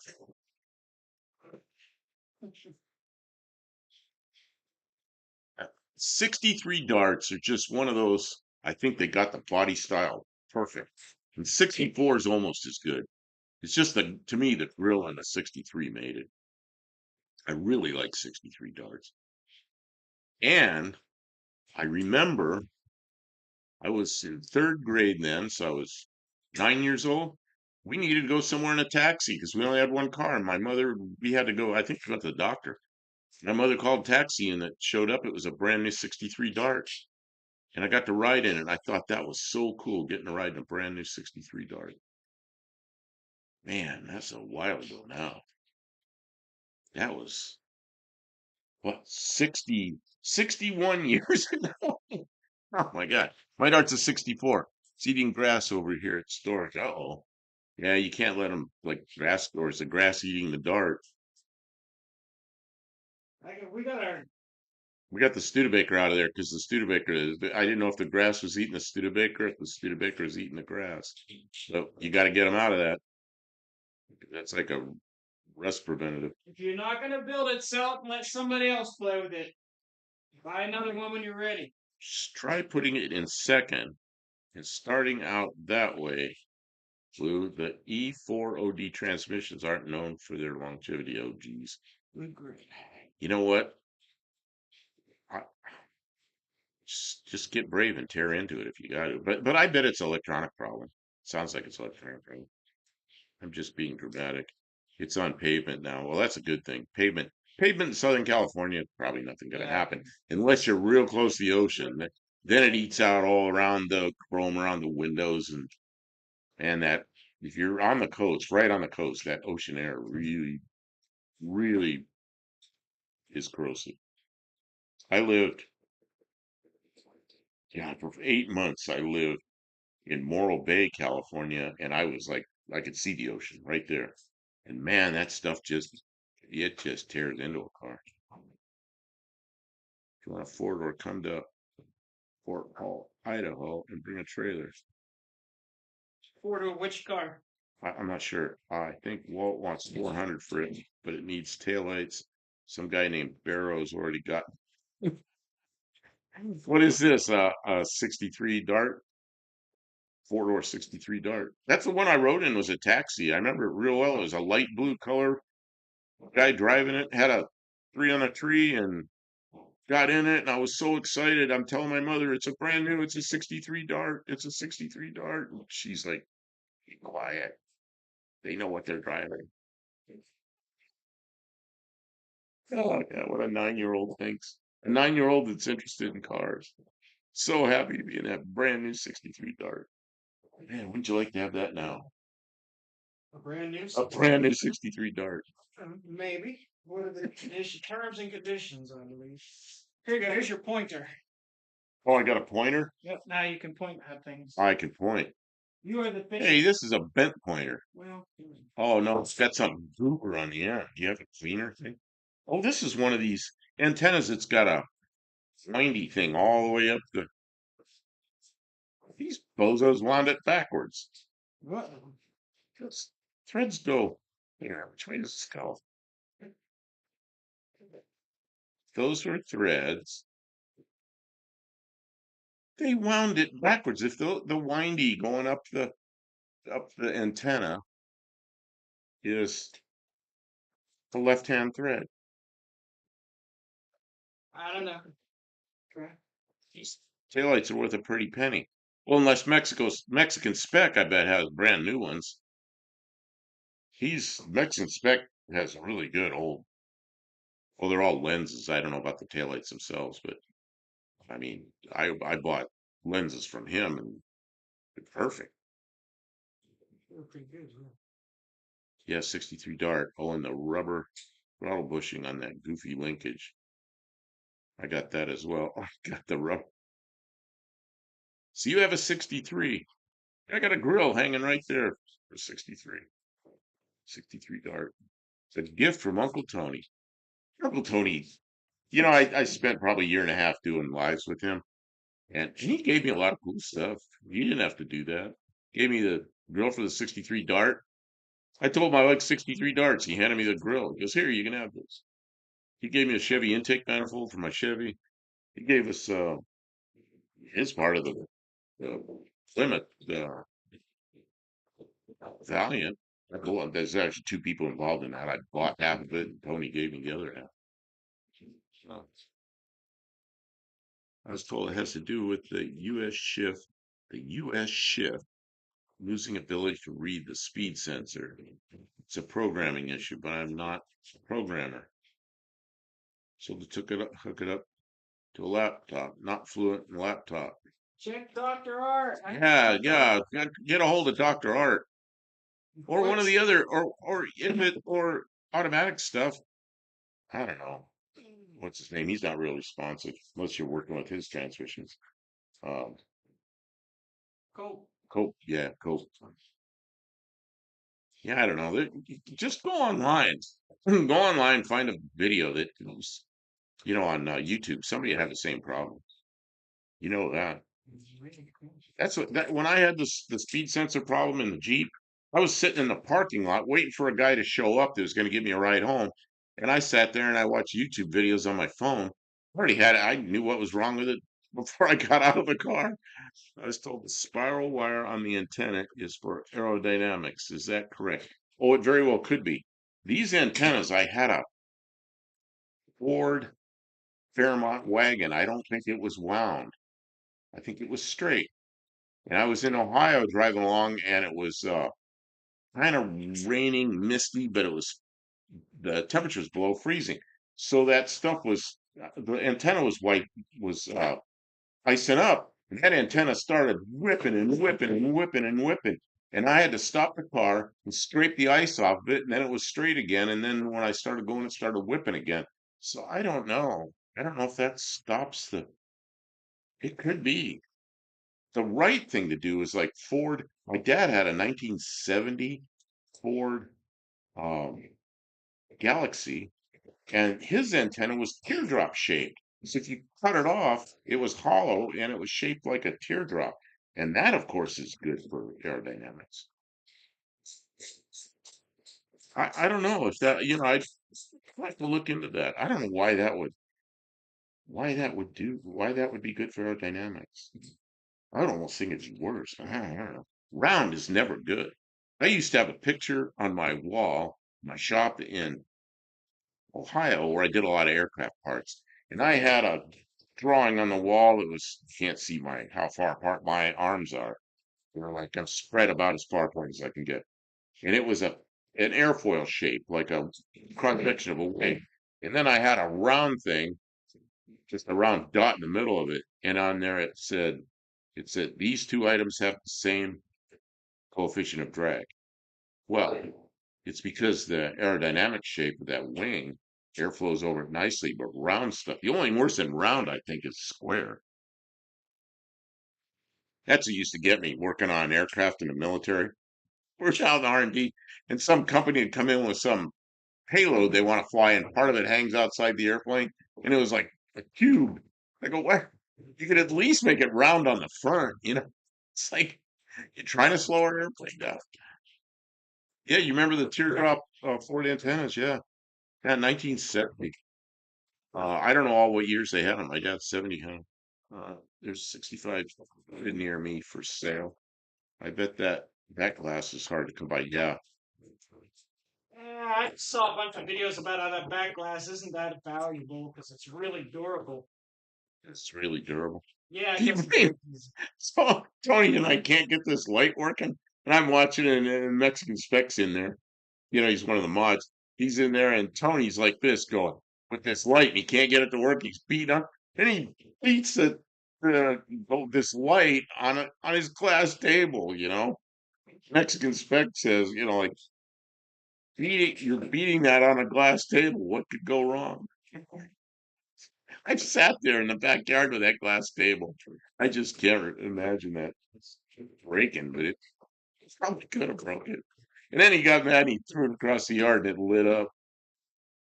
That's all it needed. He thrown it across the yard. You know what I think was wrong with that light? It's a solar powered light. So it comes on and the sun comes down. So he takes it over there and he's got it next to his little lantern. And I think there's enough light coming off the lantern where it's shutting off his solar powered light. Uh, I learned from a trucker that when this barrows, I learned from a trucker that when you use ratchet straps to tie your load, just always twist it, at least one twist. The twist is because if you have it not twisted, it'll flutter. It'll flutter like crazy.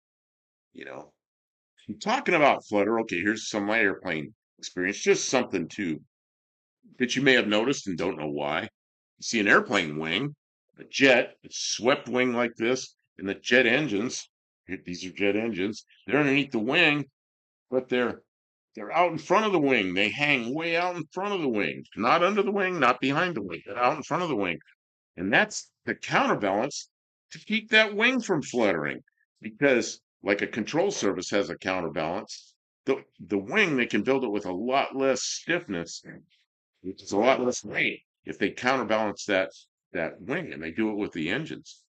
The airplanes that have the engines in the back on the fuselage, the wings have to be much stiffer, more material. Let's see here. I don't know if anybody's interested in that. Try shifting manually into second gear. In a second gear position, the transmission will not shift into first gear. But who knows? It couldn't be tuned in those. I don't know. What year is that? I don't know what year he's working on. Forget. It's way up in the chat somewhere. CG, center of gravity. When I used to do the airplanes, I always anything I designed, the control surfaces were always 100% counterbalanced, with the exception of the rudder. A lot of times wasn't, but it was still. And there's reasons for that, and I could control it other ways. But every control surface was 100. The elevators were usually a little over 100% counterbalance, and then the wings, of course, were not, because we didn't have engines hanging on the wings. So because they were single engine airplanes. So yeah, I mean that would have been a nice. So the wings had to be really stiff, is my point. There's no, I had airplanes that were flying in the 160 to 170 mile an hour range at the top end, and those wings wouldn't have fluttered up until way past 300 miles an hour. So I was never worried about flutter on the, any wings are plenty stiff. Power breaks up the frequency of airflow. Pick up the 1940. Oh yeah, that Tacoma Bridge disaster. You know that car that was out there? There was a dog in that car, and the dog went down and died. Now, I, I just think about that. Hey, Buff and Kim, everyone. I managed to miss Tony's. That's all drab. You missed the whole thing, huh? Are you just getting here? Were you here earlier? Kim, I'm losing my mind. I don't know who was here and who wasn't here. Well, that's fair. Engine counterbalances uh, the twisting of the wing due to lift on the wing. Well, the wing, anytime you have something that's flat, there's a possibility it's going to flutter like that bridge did. And if you have the engine, if you counterbalance out in front of there's a centroid to that wing where it's gonna flutter. You put weight out in front, it will keep that from happening. You don't want it to be heavier behind that center point of the wing, behind the center of gravity or the center of lift. So by hanging those engines out front, that prevents that. So it does counterbalances the I don't want to say lift. Man, I could speak for hours about this. I don't want to get that deep in the weeds. Uh yeah, if you look at the that bridge, I don't think it was creating any lift, but it was sure fluttering. Uh, Okay, you're just getting here. Okay, so I didn't miss you. Huh, I thought, man, I missed you. Uh, all right. 32451. That's one time. That was that's somebody. That's spending glass. Now they're repopping them, so they're pretty cheap. Oh, okay. You know the one counterbalance cantilever. Yeah, CG center gravity. And you see there's center gravity, there's center lift. I mean, we get on all kinds of stuff, and there's static margin, on and on and on. But yeah, getting the weight out in front of the center of lift will get will keep that from fluttering, or at least keep it from fluttering within a certain speed range. And when you don't have that, you guys have really uh, stiff structures. Let's see here. You know, the one I was wondering if does the engine in front of the wing also give it clean air? It probably does. Yeah, if you had it behind, it would not. The one that surprises me is the Honda Jet. The Honda Jet puts the up above the wing. Man, I was always taught don't put anything above the wing because that's where the lift is created, and you don't want to spoil that lift. And you look at a military airplane; they'll have all kinds of stores underneath the wing. They have weapons and tanks and all kinds of stuff underneath the wing of a fighter jet, and nothing on top because that's where it's clean. And then that Honda Jet has the the engine out of the top of the wing. And I always wondered, I always want to talk to engineers that did that, find out because there's always a bunch of pros and cons of everything. I'd really like to know why Well, they you did know that. why? Because they had anti-gravity in the way they actually Anti-gravity, they need something it's the engine of everything. Also give it clean air. Yeah, yeah, clean air. When you're doing all our testing, we had instead of the pitot tube being where it was, we had a big long thing out in front of the airplane. It's called an air data probe, and that thing we wanted that in clean air. Of course, the effect that allows lift on the wing, same effect that allows carbon carry. Yeah, sure. The air going over the top of the wing is going a greater distance. Other thing is a wing is shaped, the nose of the wing is really round. And there's a point where the air hits, which is called the stagnation point. And there's air that goes over and air that goes under. And as the angle of attack increases, that stagnation point will work its way around underneath. That air will flow around like this. And that's why a symmetrical airfoil works, because some airfoils have the same curve on the top as the bottom. And because that stagnation point moves around as the angle of attack goes up, that's why it's still a longer trip around the top, why it still produces lift. And yeah, that's how a car inventory works. Same thing. There you go. Uh, that is why the Mackinac Bridge has some grading on one lane each side, so the wind destroyed in the high winds. Yeah, they start putting spoilers. I remember the days of locking your keys in the car and thinking the cheapest window break. Geez, I drove tow trucks back then. I knew how to get into all the cars. Oddly enough, the cheapest is usually the one. Shit.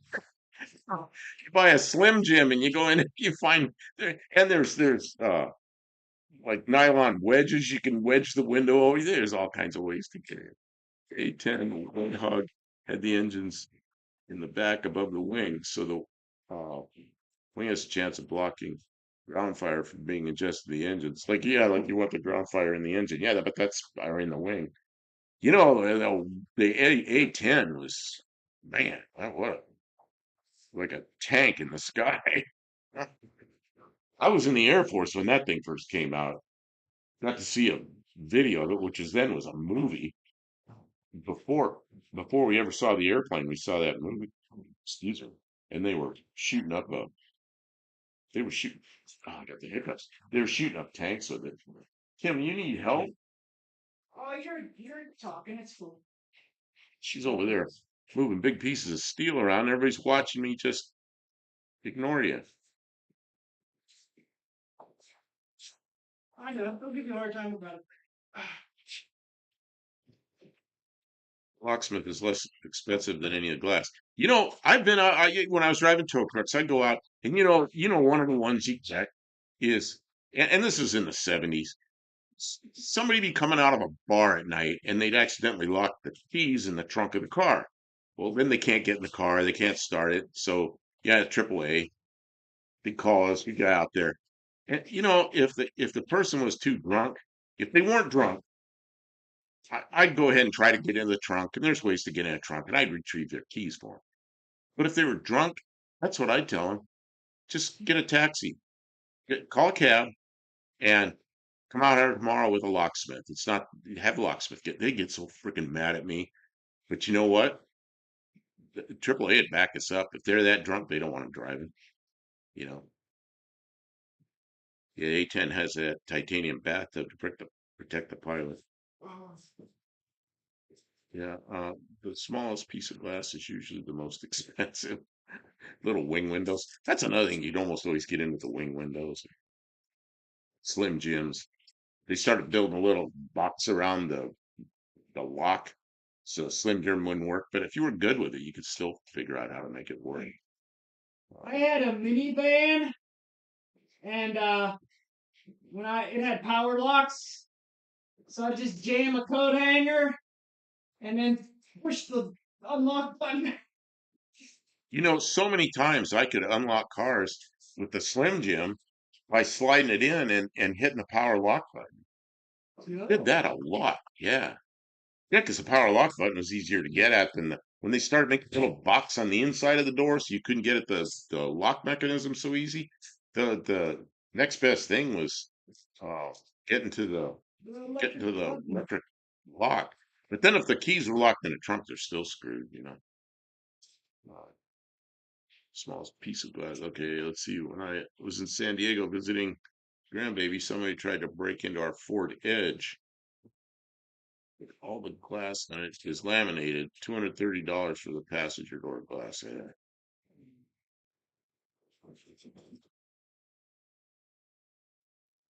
Glove box locks is the easiest to remove to make a key.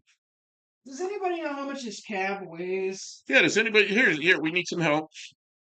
How much does a Ranger cab weigh? And you know what? You know what's going to make it weigh less? Well, I yeah. bet you and I can't pick up one of those doors by ourselves. Yeah, unscrew the door, and then two of us will lift the door off. Yeah. That door is going to be heavy. That'll lighten the cab up. Yeah, I didn't want to have to do all that, but you're right.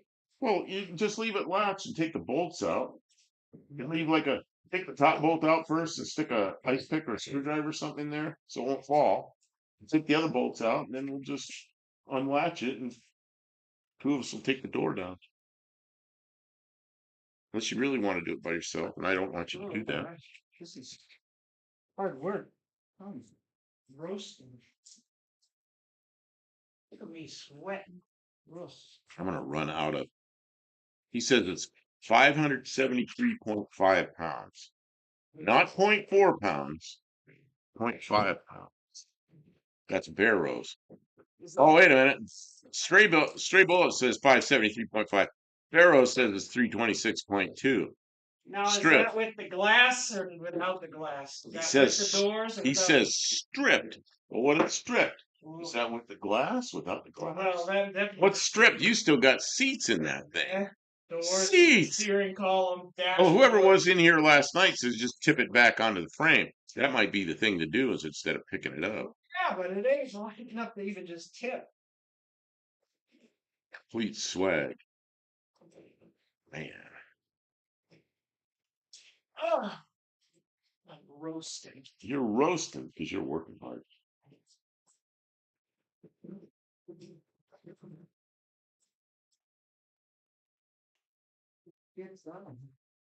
I always used to see them Prussian cars and think, oh my God, they're wasting it. They're wasting it.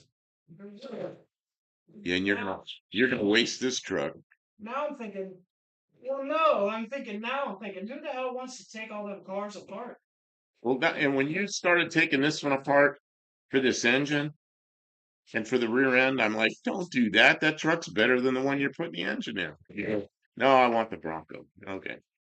I used a long wire from the passenger side and grab the driver's side interior door handle. Yeah, I grabbed interior door handles too. Sometimes fish through the steering wheel. Duct tape to prevent the. Yeah, I've straightened out a coat hanger and grabbed a door handle. Uh, Well, that's I- there were two of us. now it's going forever. There were two of us that were really good at getting into locked cars.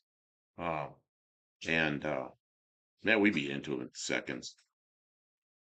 Really surprise the owners of the cars because they think their car is locked up that nobody's going to get into it. The trunk is the harder one though. If they set their key, there's that lip around the trunk. A lot of people they set the keys there and then slam the trunk. Now you can't get it from inside the trunk or outside the trunk. That's a pain in the ass. Uh, then you got to crawl in there with a wrench and undo the latch and let the trunk open with the latch still latched to the body and then get the key. It's,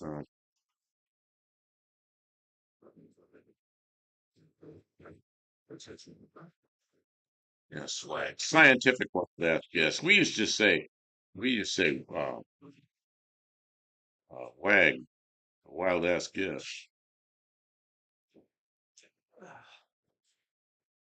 And I don't know if any of you remember Western Airlines. I flew on Western Airlines back from Hawaii one time, and they had a contest, and the passengers were supposed to guess what the halfway point was in time. It's easy to figure out halfway point on a map, but halfway point in time. When are we halfway back to San Francisco from Honolulu? So I'm sitting there, and they give all this information. I'm a pilot, so they give all this information about air density and temperature and all this stuff. So I decided to give it the old wag. I just I look at the flight time. I divide it in half, and then I think, well, it takes longer to climb than it does to descend because when you're descending, you just come down quickly. When you're climbing, you got to go slower. So I offset the center by some amount. I don't know. Just gave it a wild ass guess, and I won this stupid thing. And they brought me a bottle of champagne that said Western Airlines on it, and I was off by 20 seconds. I thought that was pretty funny. Oh, that's close. Oh, and I didn't use any of the information other than the time on the schedule, and just guess. And then there's other people over there with pens and pencils and calculators trying to win that bottle of champagne.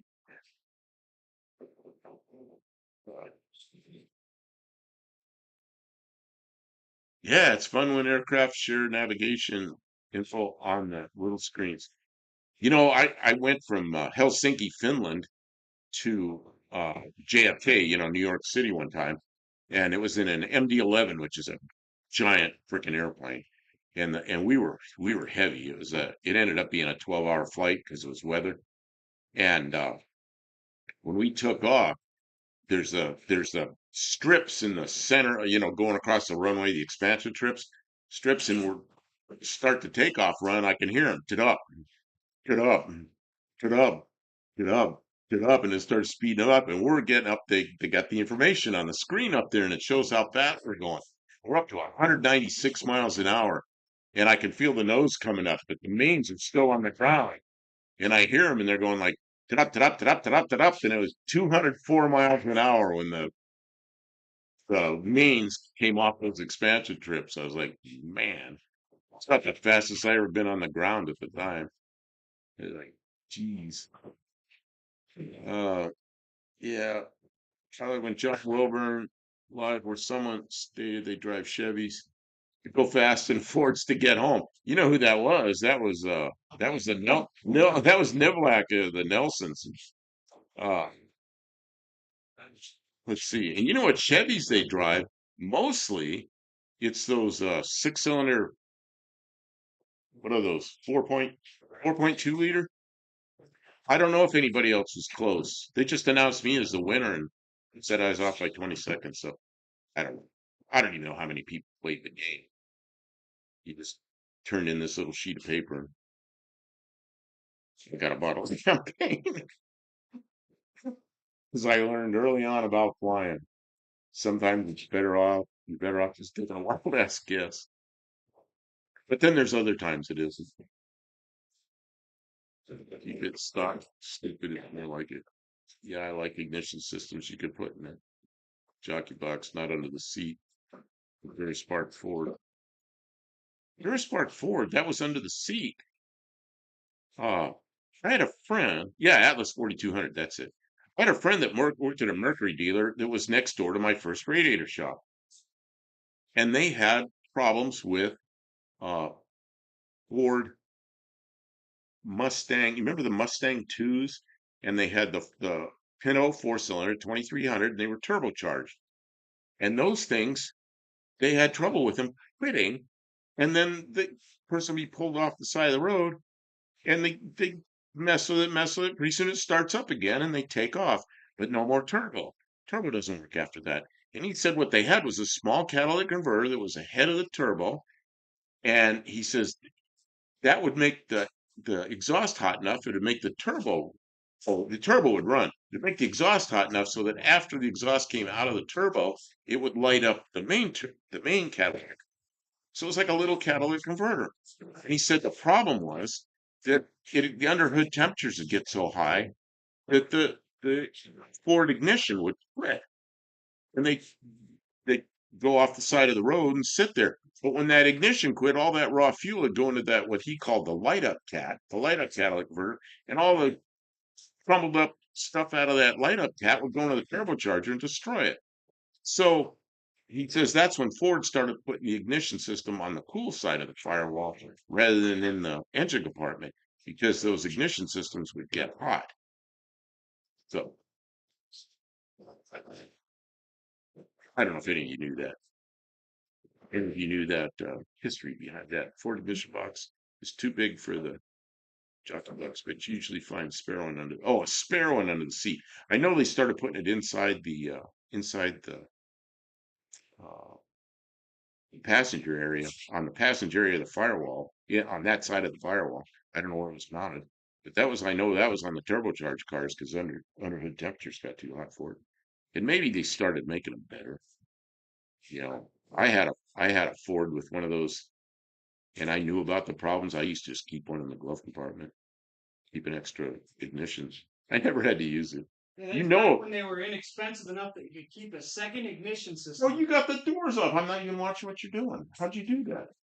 They took the bolts off. And You're watching me not pay attention. two games, you know, what you-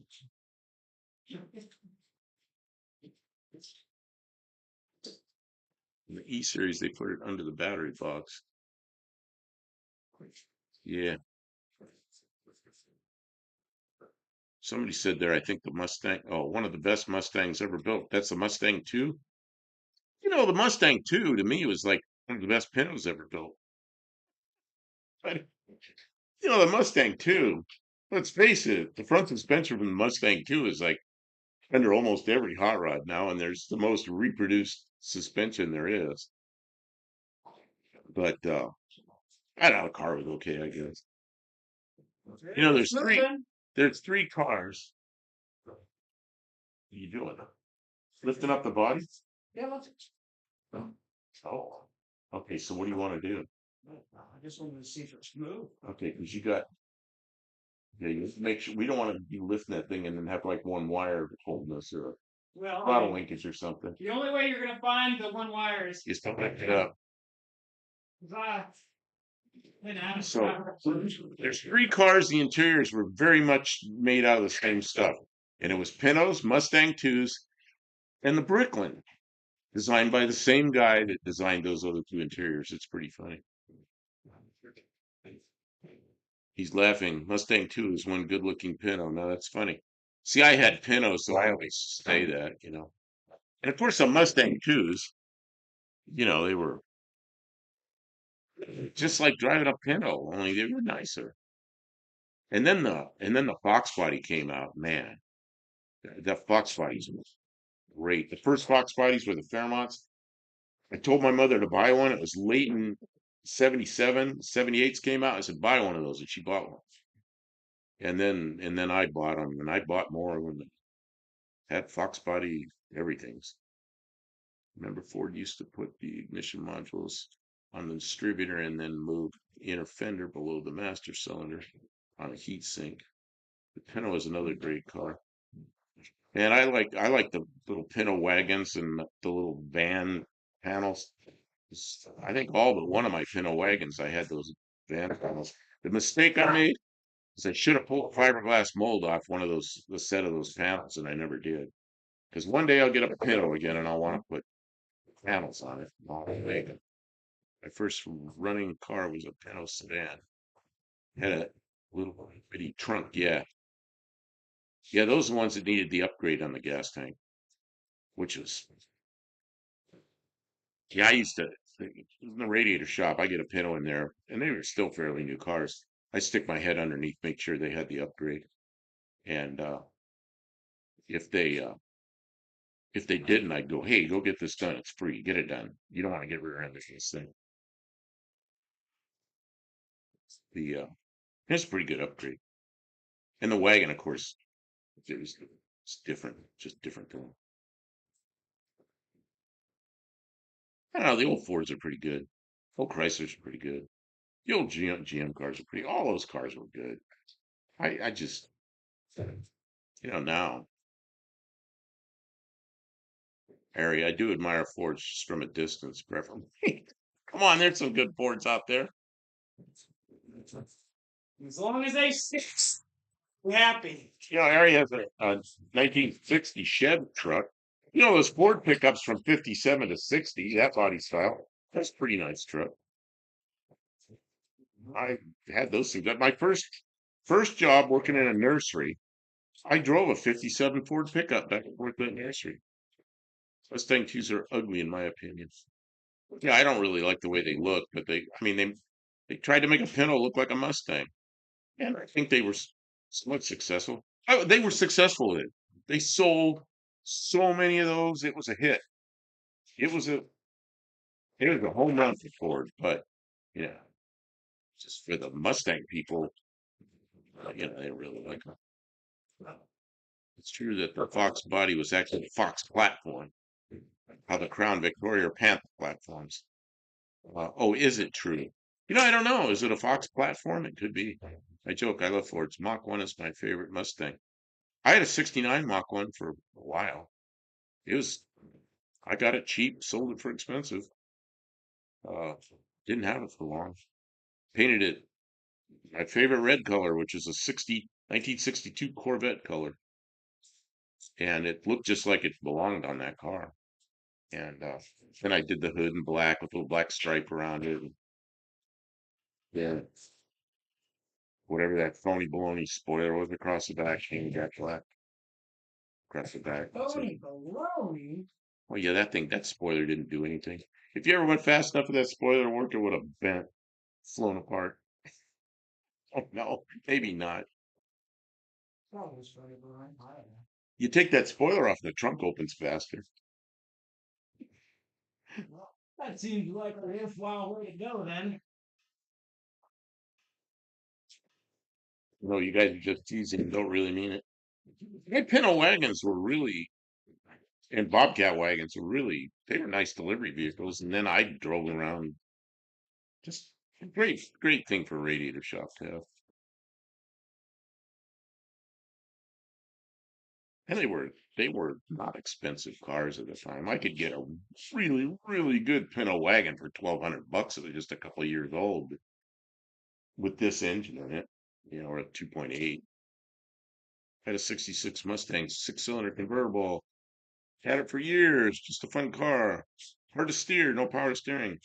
I had a 66, but mine had a 289. It was a GT, and I got it cheap. It was a rusty car that was in California. Somebody brought it from Minnesota, and I didn't understand rust till I got that thing.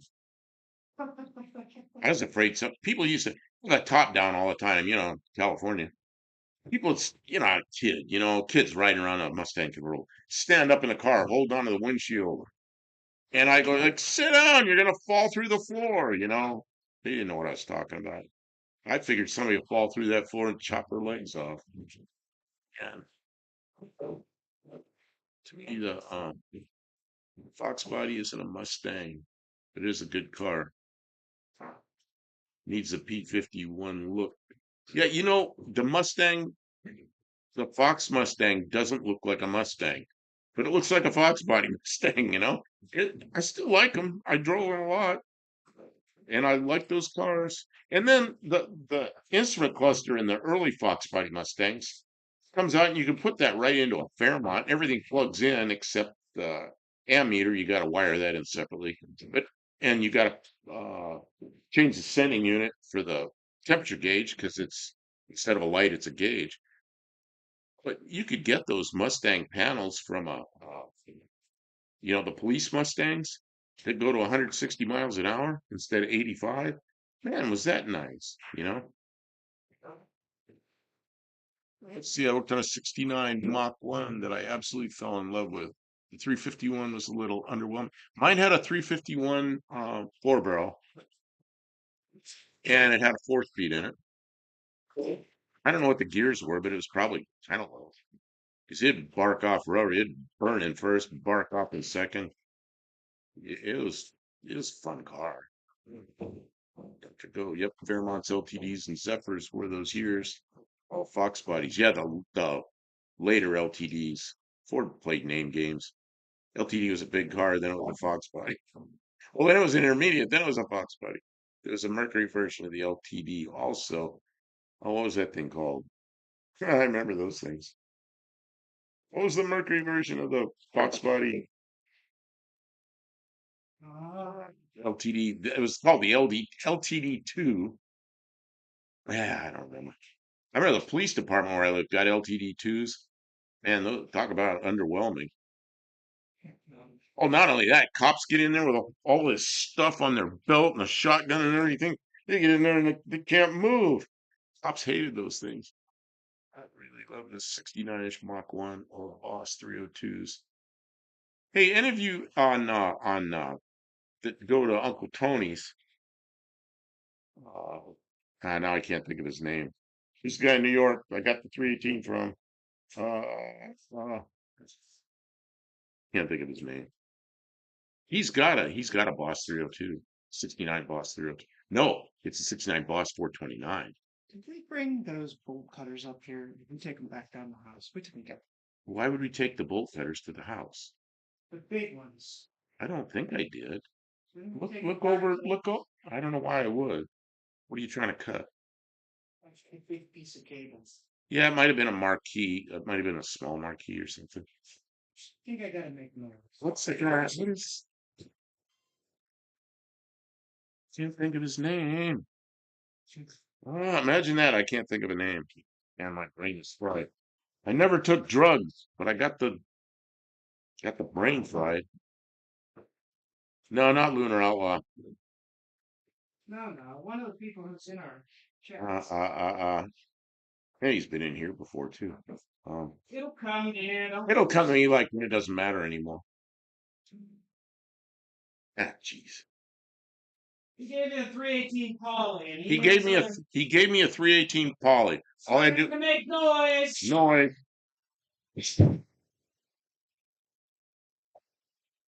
Well, that was quick. What'd you grind off? There's a special cable that prevents the cab from moving. Like it looks like it's a safety device in case all your motor mounts. In case all the cab mounts break, Literally. safety strap to make sure the cab doesn't fly. Literally. I'm not even kidding. Yeah, it's crazy. Looks like what's exactly what it was designed to do. You want to help me push? In a minute. Okay. Give me a minute. Okay.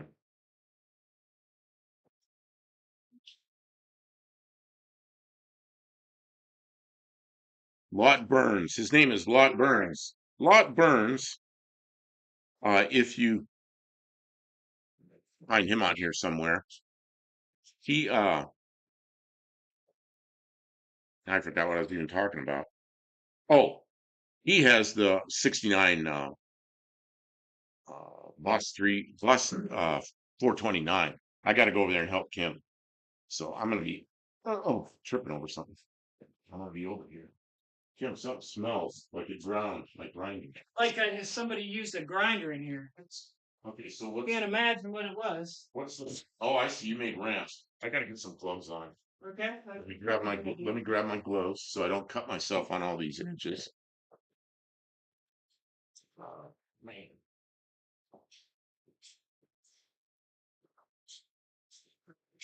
Shit.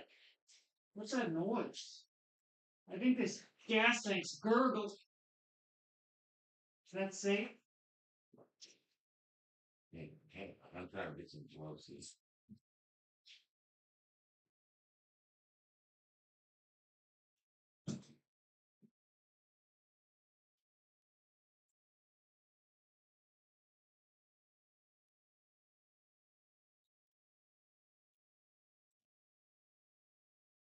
You're doing that fuel line? Ow! God damn it! This thing Hey. hurt me. It hurt me. Causing me pain. See, I got my big, nasty, dirty gloves. Okay. I had an 89 Taurus show. Oh, Tim and Bob. The cousin Mike. Ooh. Cut myself. Let's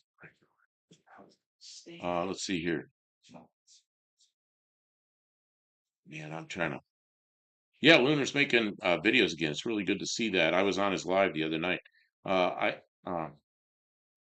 I'm really here. Kim, I'll be there in a minute. Let me get caught up with the chat here. Let's see here. I had a 89 Taurus show. I just took the 85-mile-an-hour speedometer and doubled the miles per gallon by cramming the numbers so close together. Only got to go 138 miles an hour before the radar detector went off.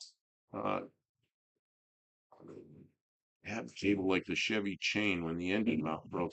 Oh man, I've broken so many chains. My 64 Ford with the 351 Windsor, I snapped the chain so many times. I just fabricated steel motor mounts and put up with a little bit of vibration. That was the end of that problem. This doesn't have that smell like when you weld galvanized steel. Oh, don't smell that. Have us drinking milk every day when we weld. I won't do that. I grind the stuff off first. Give me these jack stands. Let's see. Estimate, yeah, miles per hour, not miles per gallon. Okay, and what are we doing here? You're just trying to work it backwards on those. She put two by fours back there like rails, and I think she needs to slide it back on the ring. This ground is going to get us. Do you have a ratchet strap or come along or so? Oh, you already have a ratchet strap here.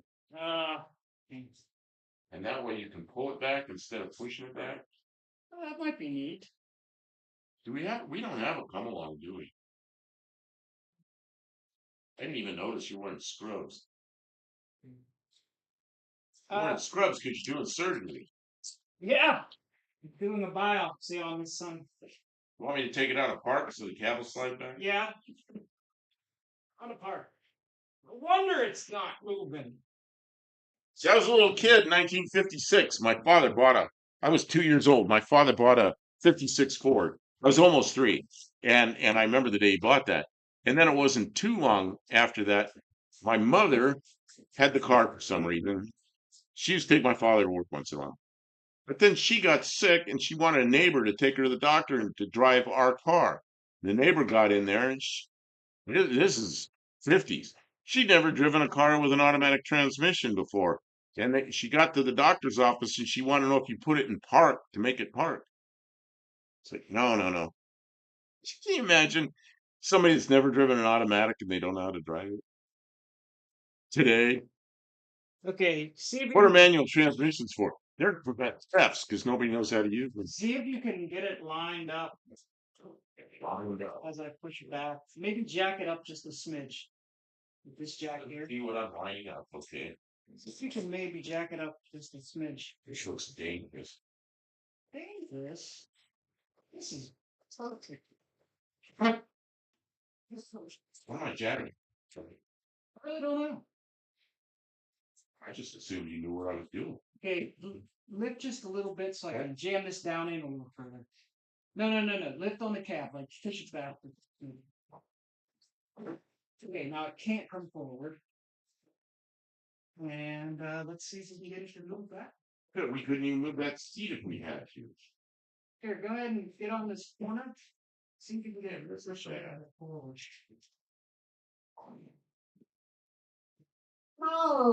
Nothing happens. I think you need to ratchet strap it back. That's the strap it back. Well, you need to come along and pull it back.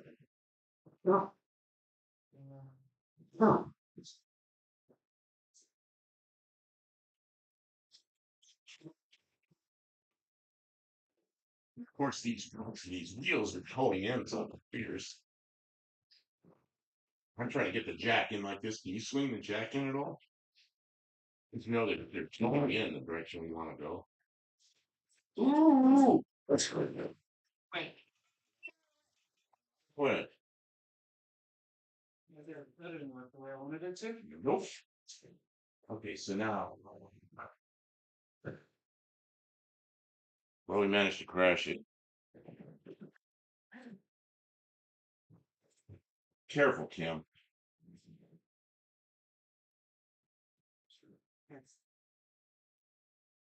Yeah, I backed up as soon as that thing started going. I got Get back up. I got on the other side of it, so if it rolled over, it didn't roll on me.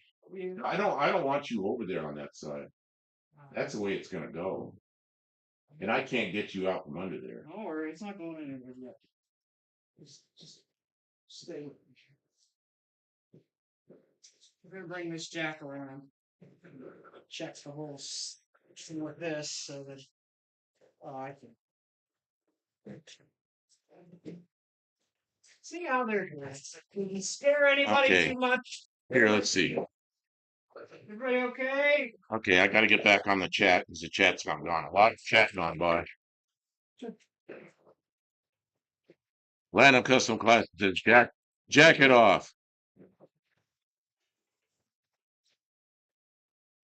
See what's before that.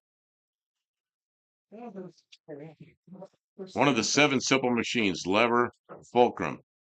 We use the blocks, tackle, screw jacks, inclined plane, all this stuff. Yeah. Okay. I time all my heavy lifting around Cousin Mike's lunch breaks. Oh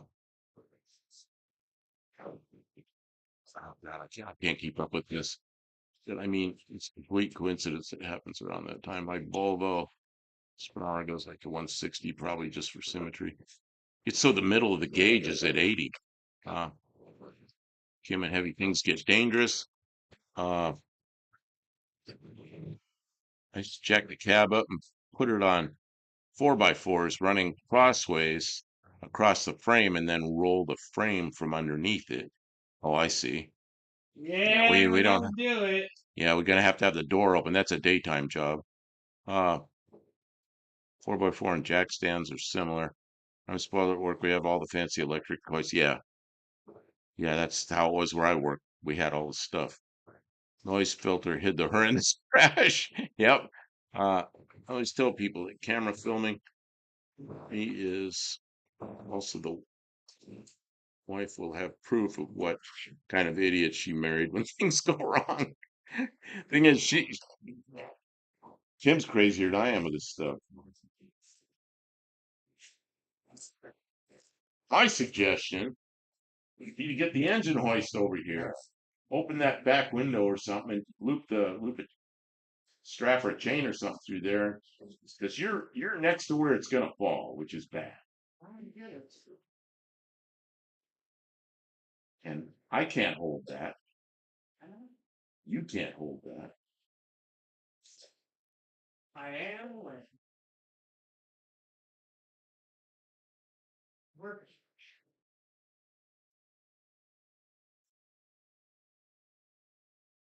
I don't like this project. 66 Mustang has 160 mile an hour speedometer, but look going that fast with a 6-cylinder and 380 rear. But that's a nice car to drive though. 66 Mustang, 6-cylinder, probably a real nice car to drive. Always had to do a solo with whatever's hand. I did a lot of that. Mustangs are secretary cars. You need a T-Bird. I had a lot of Mustangs. My favorite one was a 67 Fastback. I had a friend that had one with a 390 and I had one with a 289. And I really liked his better. His is a 390 GTA.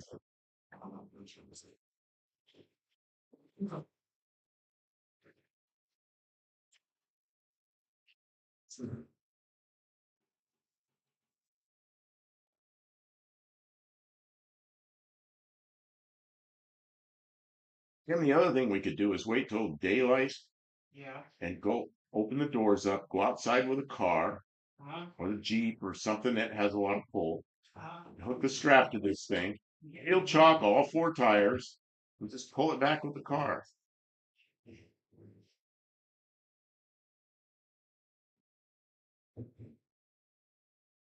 Because we're in real tight space here and this thing's really tipsy. This is not good. And I know you have the goal of getting it off there tonight, but No. I don't think it's a good idea right now. I'm just looking at what's going on to see what the.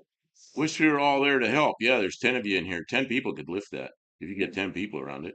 We'd be in good shape with 10.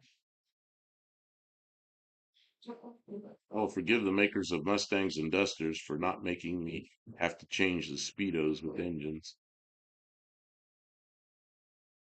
A Volvo won't blast right up to 160 miles per hour. Only if you drive it out the back of an airplane. So does anybody have a favorite Volvo? I have a favorite Volvo. And it's an older car.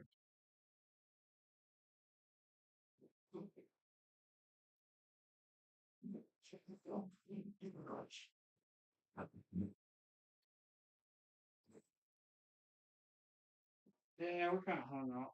Yeah, I think we ought to. I think I need a break anyway. Need a break anyway. Sit here, enjoy the chat for a couple minutes, and then we'll close it up. Grab that blue chair. Oh, here's the blue chair. Here. This way you'll have a chair. Maybe the transmission like it. We'll go home, get some sleep. Maybe it will fall off the back by the time we get back. Not 1993, it would be. Turbo. Kim is scaring me right now. Yeah, I want her to stop. Wheel speed might get there. Well, let's see if we wheel chalk all 4 wheels and then attach it to a strap and pull it off. And then if it doesn't go quite right, nobody's in the way. 145 wagon. My favorite Volvo. Remember I think it was called a P1800, which is a little sports car like thing. And then in 1973, they came out with a same body, and it might have been called a P1800, and it was a little wagon with a big window on the back. I thought that was so slick. Or you're turning us like that. I think we've achieved proof of concept. The cab is off of the frame. It's just too heavy for us to 500 to maneuver. 600,000 miles on Volvo. See, I don't know anything about those five-cylinder engines, and they were up front sideways, I think. I would love a P1800 ES, but my cow now is a 940 wagon. There's some good-looking Volvos that what's the little wagon? That's a something 70. It's newer car, like 2000 something. The I don't know what it is. Ah, above the little wagon with the funky window. Okay, so that was the 1800 ES. And I remember I was in the Air Force then. I was in school in Rantoul, Illinois, and we used to all guys, and we'd go down to Champaign because, you know, there weren't many women in the Air Force then. And so we go down there because uh, UIUC, University of Urbana-Champaign was down there. And so it was nighttime, and it was just one of those nights when the car lots were all lit up with fluorescent lights. And we drove by a Volvo dealer, and there was a line of those brand new 1800 ESs out there, and that was in 1973. And I was like, look at that. And the guys I was with, none of them cared about that. I like those. Yeah, the XC70, I think that's a good looking car. I think it's a great looking car. Uh, but I don't know anything about them. I mean, it's a nice looking car, but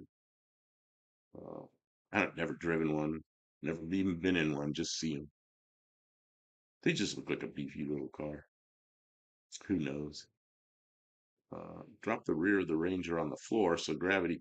Yeah, we've got that. That's the other thing we could do is jack up the back of the Ranger, pull that rear end out from under, because the rear end's just in there with straps, and roll the rear end out from underneath it. And then you're right, then it'll slide downhill. See. Here's a good idea. It helps to have a dozen people helping you in spirit. It really and that does. rear end doesn't need to be under there right now. We could just take it out, set the frame on the ground. Well, honestly, if we just stabilize the cab where it is, I can pull the motor out, and then we can just take the whole thing outside and roll the cab off sideways. Roll it off sideways. Yeah, Just put a strap on, just drive off, and the strap straightens out. And pow, off it comes. yeah. Or you pull the bumper off the car. I kind of didn't want to bust the windshield, but Don't bust the windshield. No, we'll be nice about it. We'll roll it onto that old couch I have out there. yeah. We'll roll it onto the couch. There you go. We use the couch to We'll, drop it. yeah. Ready to Then we'll go. burn the couch. Does anybody want to see a couch burn up? We gotta have a couch burning party sometime. I had this couch. I just love this leather couch, and a guy gave it to me. He was getting rid of it, but I used it in Arizona. I cleaned it all up, armor all it, and everything. Then I had it in my shop for years. Then I got a mobile home. I had it in there. I slept on that thing, and then I put it in a trailer, and I brought it here, and then it was in the trailer for a couple of years, and the moisture got to it. Man, does that thing stink, mildewed? Jesus. So. I guess we're gonna use it for some industrial use and then get rid of it. Okay, let's see here. I thought you already took the axle for the Dart. Oh, we did take the axle for the Dart. And then I have a Chevy axle that was just in here, and Kim I took just it. tied it to the springs with She some ratchet she straps tied so it we to could this push right, it in the garage. and that's how we rolled it around. So so it'd be easy just to undo the straps and roll it back out from under it. So that's how we got this thing in here. Let's see, my Volvo would be eligible for the 300,000 mile badge if they still made them. Oh, there was such a thing. Uh, Blue can you? Grit, we don't got the room to maneuver, and as soon as you go out the garage, you're on like a hill.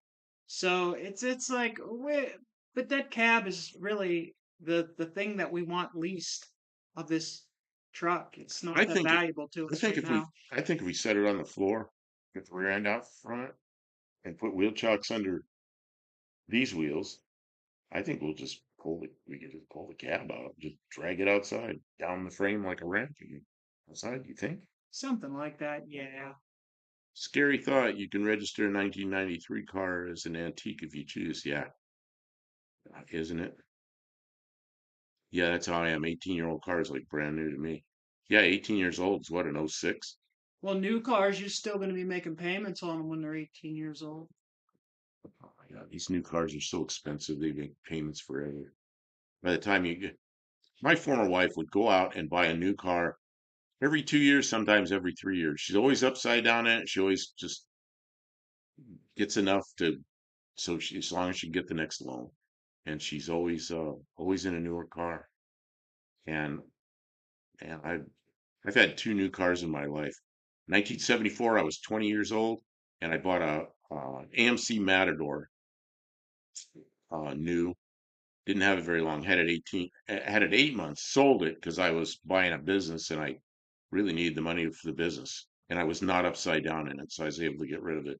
And then I bought the 2016 Mazda 6 new, and I paid it off early, and I still have it. And it's a reliable car. It's got electronics that are not reliable, like cruise control and things like that don't work right. But the car usually starts and runs. It's got a draw on the battery sometimes. It's intermittent as hell. It'll go months and be fine, and then one day you go out there, click, there's a draw on the battery. Charge the battery, and then the draw's gone again, so you can't find it. But other than that, it's reliable. It's getting to the point I'm gonna have to carry a battery around with me. Did you all enjoy watching us work on the Ranger some more? Was that worth us dragging this computer equipment out here, or should we have just. Some people just like to buy new vehicles, and she could afford it. Yeah, She made good money she as has a a good nurse. job. She could afford it. She liked that. She'd go out and get massages and get her nails done and facials, something, and hair, and buy new cars. I came on the TV. There's a 55-inch TV when that was still kind of a new thing, and I saw that. It was a well-known brand name, and she paid $3,000 for it. I'm like, oh.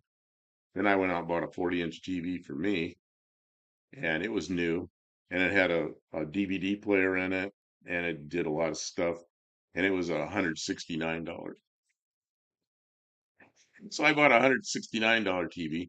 She bought a $3,000 TV, and it quit like 5 days after the warranty was done. It was a year and 5 days old, and it cost her $500 to get it fixed. I'm thinking, oh man, you know where that TV is? Is that the one on your desk? No, it's the one we use for For the studio, for yeah. we use it in the Works studio good. for our lives. Yeah. Well, thank you, Dr. Go. My Jeep 2035. Where's this, Dr. Go? Okay. Down at the bottom. Oh, that part of Dr. Go. I It's asked totally the worth it. chat if they Yeah, enjoyed watching us work on the I'm Ranger. behind. Oh, yeah. So it's not as big a deal as like a Tuesday night live where we try and, put on a bigger show, but like I don't know, it's good for keep people entertained, I guess. It's nice. Really, the time goes really fast when we're streaming and working. Boy, it's like 2 hours went like that. Yeah, Travis Sandwich dealing with elder care. The woman wanted a new car, but she wanted one without computers. And they don't make cars like that. Yeah, that's how I feel. I wish.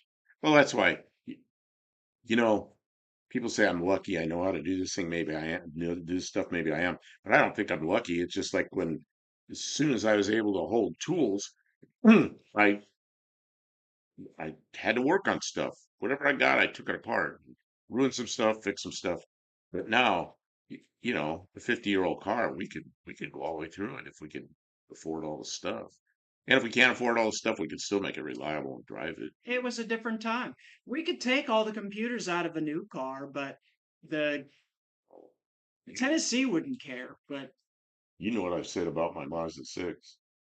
When that engine finally takes a crap, oh, you or the just want to put a transmission, small block in it? everything's coming out. I'm going to build a frame, put a small block Chevy in it, or something like that. Down the body goes onto the frame, and boom, it just started up and just driving. Again, right now, Tennessee wouldn't care, but you know, you don't pollute that much. I mean, we could even put a catalytic converter on; it'd be okay. We don't drive enough for us to be a significant impact. Everybody can't do that. It was worth watching Kim work and chatting with. Yeah, she likes to do that. It's good. Thanks for being here, guys. We really appreciate it.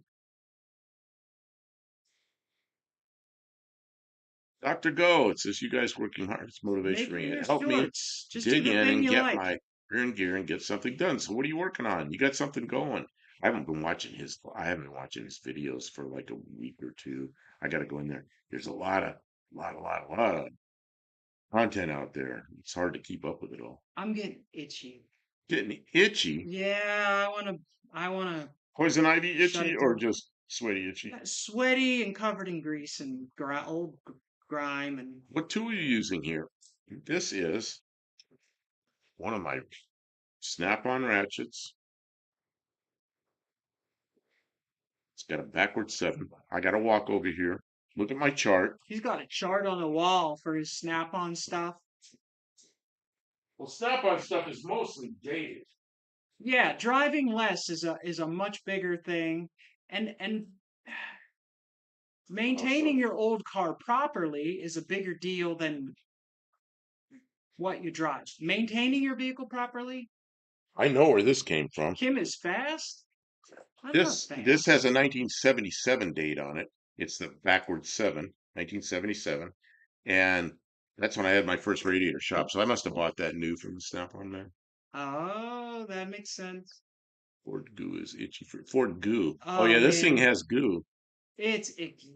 She made me sit in and drive it. She says, you sit in and drive it. I'm gonna get the skid steer and push it in the shop. I'm going, no, you're gonna get in and drive it. And I'm gonna pull it with the garden tractor. Okay. So we hooked onto it with a strap, and I get in the garden tractor, and the back wheels go doesn't go. So it's like, okay, I disconnected. She got the skid steer. I got in this rattle trap, stinky old thing, and it wasn't that bad. And It does really stink. It's got and wet. she pushed it around with a skid steer, and I drove it into here with a rear end attached with cargo straps. Man, I love vintage Snap-on. Oh, I've got so much vintage Snap-on. Where's my The where's box. that? You can get at it quicker than I can, or I can climb over you. Open up the big top drawer, all the way in the back where the ratchets are. What you doing? No, no, that's not what I'm after. Okay. But that one would be probably one too. All the way in the back. Pull open further. See sideways in the back where those speed handles are, behind the speed handles. Behind the speed handles, there's a ratchet in there. That one. That one. That was special. No, that's not the one. Oh, how did that get back there? Ouch. Now I'm caught on something. This is a 3/8. It goes in here. It's this one. It's this one. Okay. What is this? This is really weird. This is a snap-on ratchet that I got. Looks like a quarter-inch drive, but it's not. Here, compare it up to Here's a quarter-inch. quarter-inch drive. Look at the difference. Can you see the difference between this is not a quarter-inch drive, this one's not a quarter-inch drive, this one is a quarter-inch drive? This is a 5/32 drive Snap-on from 1937. That's what the small ones used to be, were 5/32. And I got this, and I got one socket with it on eBay, maybe two sockets. But anyway, it's a real oddball. So Kim picks it up once in a while. It doesn't fit it. So it looks like a quarter-inch, but it isn't. She goes, that doesn't work. That thing's so good. It I, only caught me a couple times, and then now, if it doesn't but fit right away, I'm like, oh wow. it's a 1937 Snap-on. Where's that other one you said, that big funky one? You put it back in there, or you put it in the floor? The chat. You're getting the chat. This is so cool stuff. I'm a craftsman man myself. Yeah, craftsman's okay.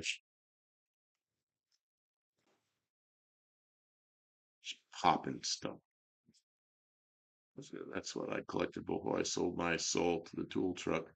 Yeah, the tool truck. You got to be careful. I had a horrible snap-on habit for about 5 or 6 years, and then I started buying used snap-on stuff at garage sales and things. I recently seats. Was that Dad? Did one of his occasional Legend legend move. moves by getting me a good sized set of Craftsman tools for my Sweet 16. My first set of tools was Craftsman set. I still have the majority of that set. Yeah, I have a lot of old stuff. My first tool, I was 9 years old. See, I worked with a bunch of Europeans, guys from the European Space Agency for a while, and they give me a hard time. They always say, "You won't be able to work on our stuff because you don't have any, you're American, you don't have any metric tools." Well, baloney. Americans, since the late 70s, everything in automotive's been metric, since 77. So, of course I have metric tools, but my very first tool when I was 9 years old in 19, when was that? 1963 was a metric wrench for a bicycle. My very first wrench was metric. Love the old Craftsman V castings. What's a V casting? Casting. Casting. Not sure. Not sure. I had Craftsman tools. My father bought nothing but Craftsman tools, and he had them up where I couldn't reach them. And then I learned how to climb up there and get his stuff, and he was so mad at me. Leave my tools alone. He got really mad at me one time because I used them and then left them sitting on the concrete. Oh man. Well, what time is it, Kim? I'm sure it's tomorrow. It's never tomorrow, but it seems like it is. Yeah, it's 12:08 here. So we've been on for what? Over 2 hours. Yeah, about 2.5, I Vandium. think. What was Craftsman before Craftsman? Wasn't it Plum? Is that what Plum was? Plumb? I do have a couple of Plum tools. I have a punch somewhere that says Plum on it, but I haven't seen it in a while. It's probably hiding in one of these drawers. Oh, it's got a V stamped into it. I know. Um, Snap-on that has a V in the part number is military, and it'll never have a date. But it'll have a V. At one time it was in the military, and the military does sell their tools after so much time. So there's legal ways to get them. I could show your stuff and simplified my 90F-150 with a GM HEI distributor and carburetor. Well, that sounds like fun. I got fooled with the trans because I thought analog speedos were not computer controlled. Wrong. Man, just get a GPS and glue it to the dash. Probably vanadium alloy. Right. That was a selling point at some point. Hey, those tools you found in the engine compartment, this thing, are down in somewhere. They were the foam vanadium was the brand name on one of them. Sure, it was an 8-point socket. The 8-point sockets were for square. I've got some of those. Like old stove bolt stuff. Thank you for coming. Oh, Plum turned into Proto. Oh, that's possible. I don't remember which it was. Is Proto still around? I didn't know Proto's still around. I have old Proto wrenches that are Proto got stamped made absorbed in into Los Snap-on. Angeles. What's that? Proto got absorbed into Snap-on, I thought. Oh, it could have. I don't know. Oh man. I turned I was 17. I got a job in that realignment shop. And about the first week, Snap-on truck comes in, all the guys go out there and I'm out there. And I remember I bought a 3 stripe breaker bar. And what'd you buy a breaker bar for? You need a ratchet. Next week I bought a ratchet. It never ended after that. I guess it ended while I was in the military. But then as soon as I was out of the military, I was right back to it again. My first ratchet socket set was a Proto half-inch drive, 1970. Wow. My first ratchet set was something like a kid would buy. It was It was a set and it was stamped. It was red stamped, two pieces of steel together, and had a thing in there. You flipped it over to make it go away, and you flipped it over to go the other way. Had a bunch of little sockets, and it was SAE, but it was something that I got it like for Christmas when I was a kid. I had that for a long time, but One of these jobbies. oh, yeah, it looked like this, but it was a cheap piece of crap. This is actually a pretty nice tool. This, yeah, this I got a few years ago, and There's there's that kind of deal with the and flippy floppy. there's three of those, and they're different angles. Yeah, and those ones take a hex bit, like a what you call it? That one I got with my first radiator shop. That belonged to Bert Franklin. This one, the first radiator shop I had was Franklin's radiator. Another guy bought it from Bert Franklin. Then I bought it, and this was in there. I don't know if you can read it. It says etched into it. It says Bert, and I've had it. Who knows how old this thing is? And this is a. They can't see it. No, I'm trying to read it. I thought it was a proto. It is. This is a proto. This is a proto ratchet, and they used to have the thing down here. Oh, what is this? Oh, you know what this is? This I don't know if they could see. It's kind of dim. this comes with a Corvette, and just take the top on it off. And my Corvette came with two of them, so I put one in my toolbox. Uh, and that extension didn't come with it. I don't think. Oh, it probably did. It probably did. That's the thing that comes with a Corvette. It's funny. My Corvette had two of them. Yeah, that extension's riveted on there. Yeah, okay, that's to undo. There's 4 bolts in a C4 Corvette to take the center roof panel off, and I had a fiberglass panel, and I had a clear, like plexiglass panel, it was tinted, kind of dark, and I Surprised it had both doesn't have a both Chevy tops. logo stamped on it anywhere. Came with it. Bet you that's. Tim's 70. Good work, Kim. Nice chatting with Buff. It's that time. Yeah, it's about that time for us too. I'm Let's go. dying. When I fix things, grab my dad's tools. It's very gratifying. Bring back amazing memories. I don't have any idea what happened to my father's tools. He didn't have a lot of tools, but he had like this pegboard with some tools hanging on it. Uh, That's good stuff, Dr. Code. Yeah. It's like that when you're with good people, too. Like when the two of us are working together, the time goes so fast. And when we get good things done, like when we got the 72 running, and now we got the 66 running, that feels nice. That's really cool. I think we need to shut it down. Gosh, please. And then we're gonna walk to the house. Not that we don't want to keep talking, but I want to shut up. Hey, Ari, thanks for sticking around. Yeah, great to sign And it's good. And yeah, thanks. Tim, you're gonna have to make it stop. I don't know how to make it stop. Okay, yeah, there's a button. Bruce, We'll see you. Snap-on 7/16 with flank drive. Snap-on stuff usually doesn't break. Okay, have a good night, everybody. We'll see y'all We'll see you Tuesday. Yep, on Tuesday. Good night.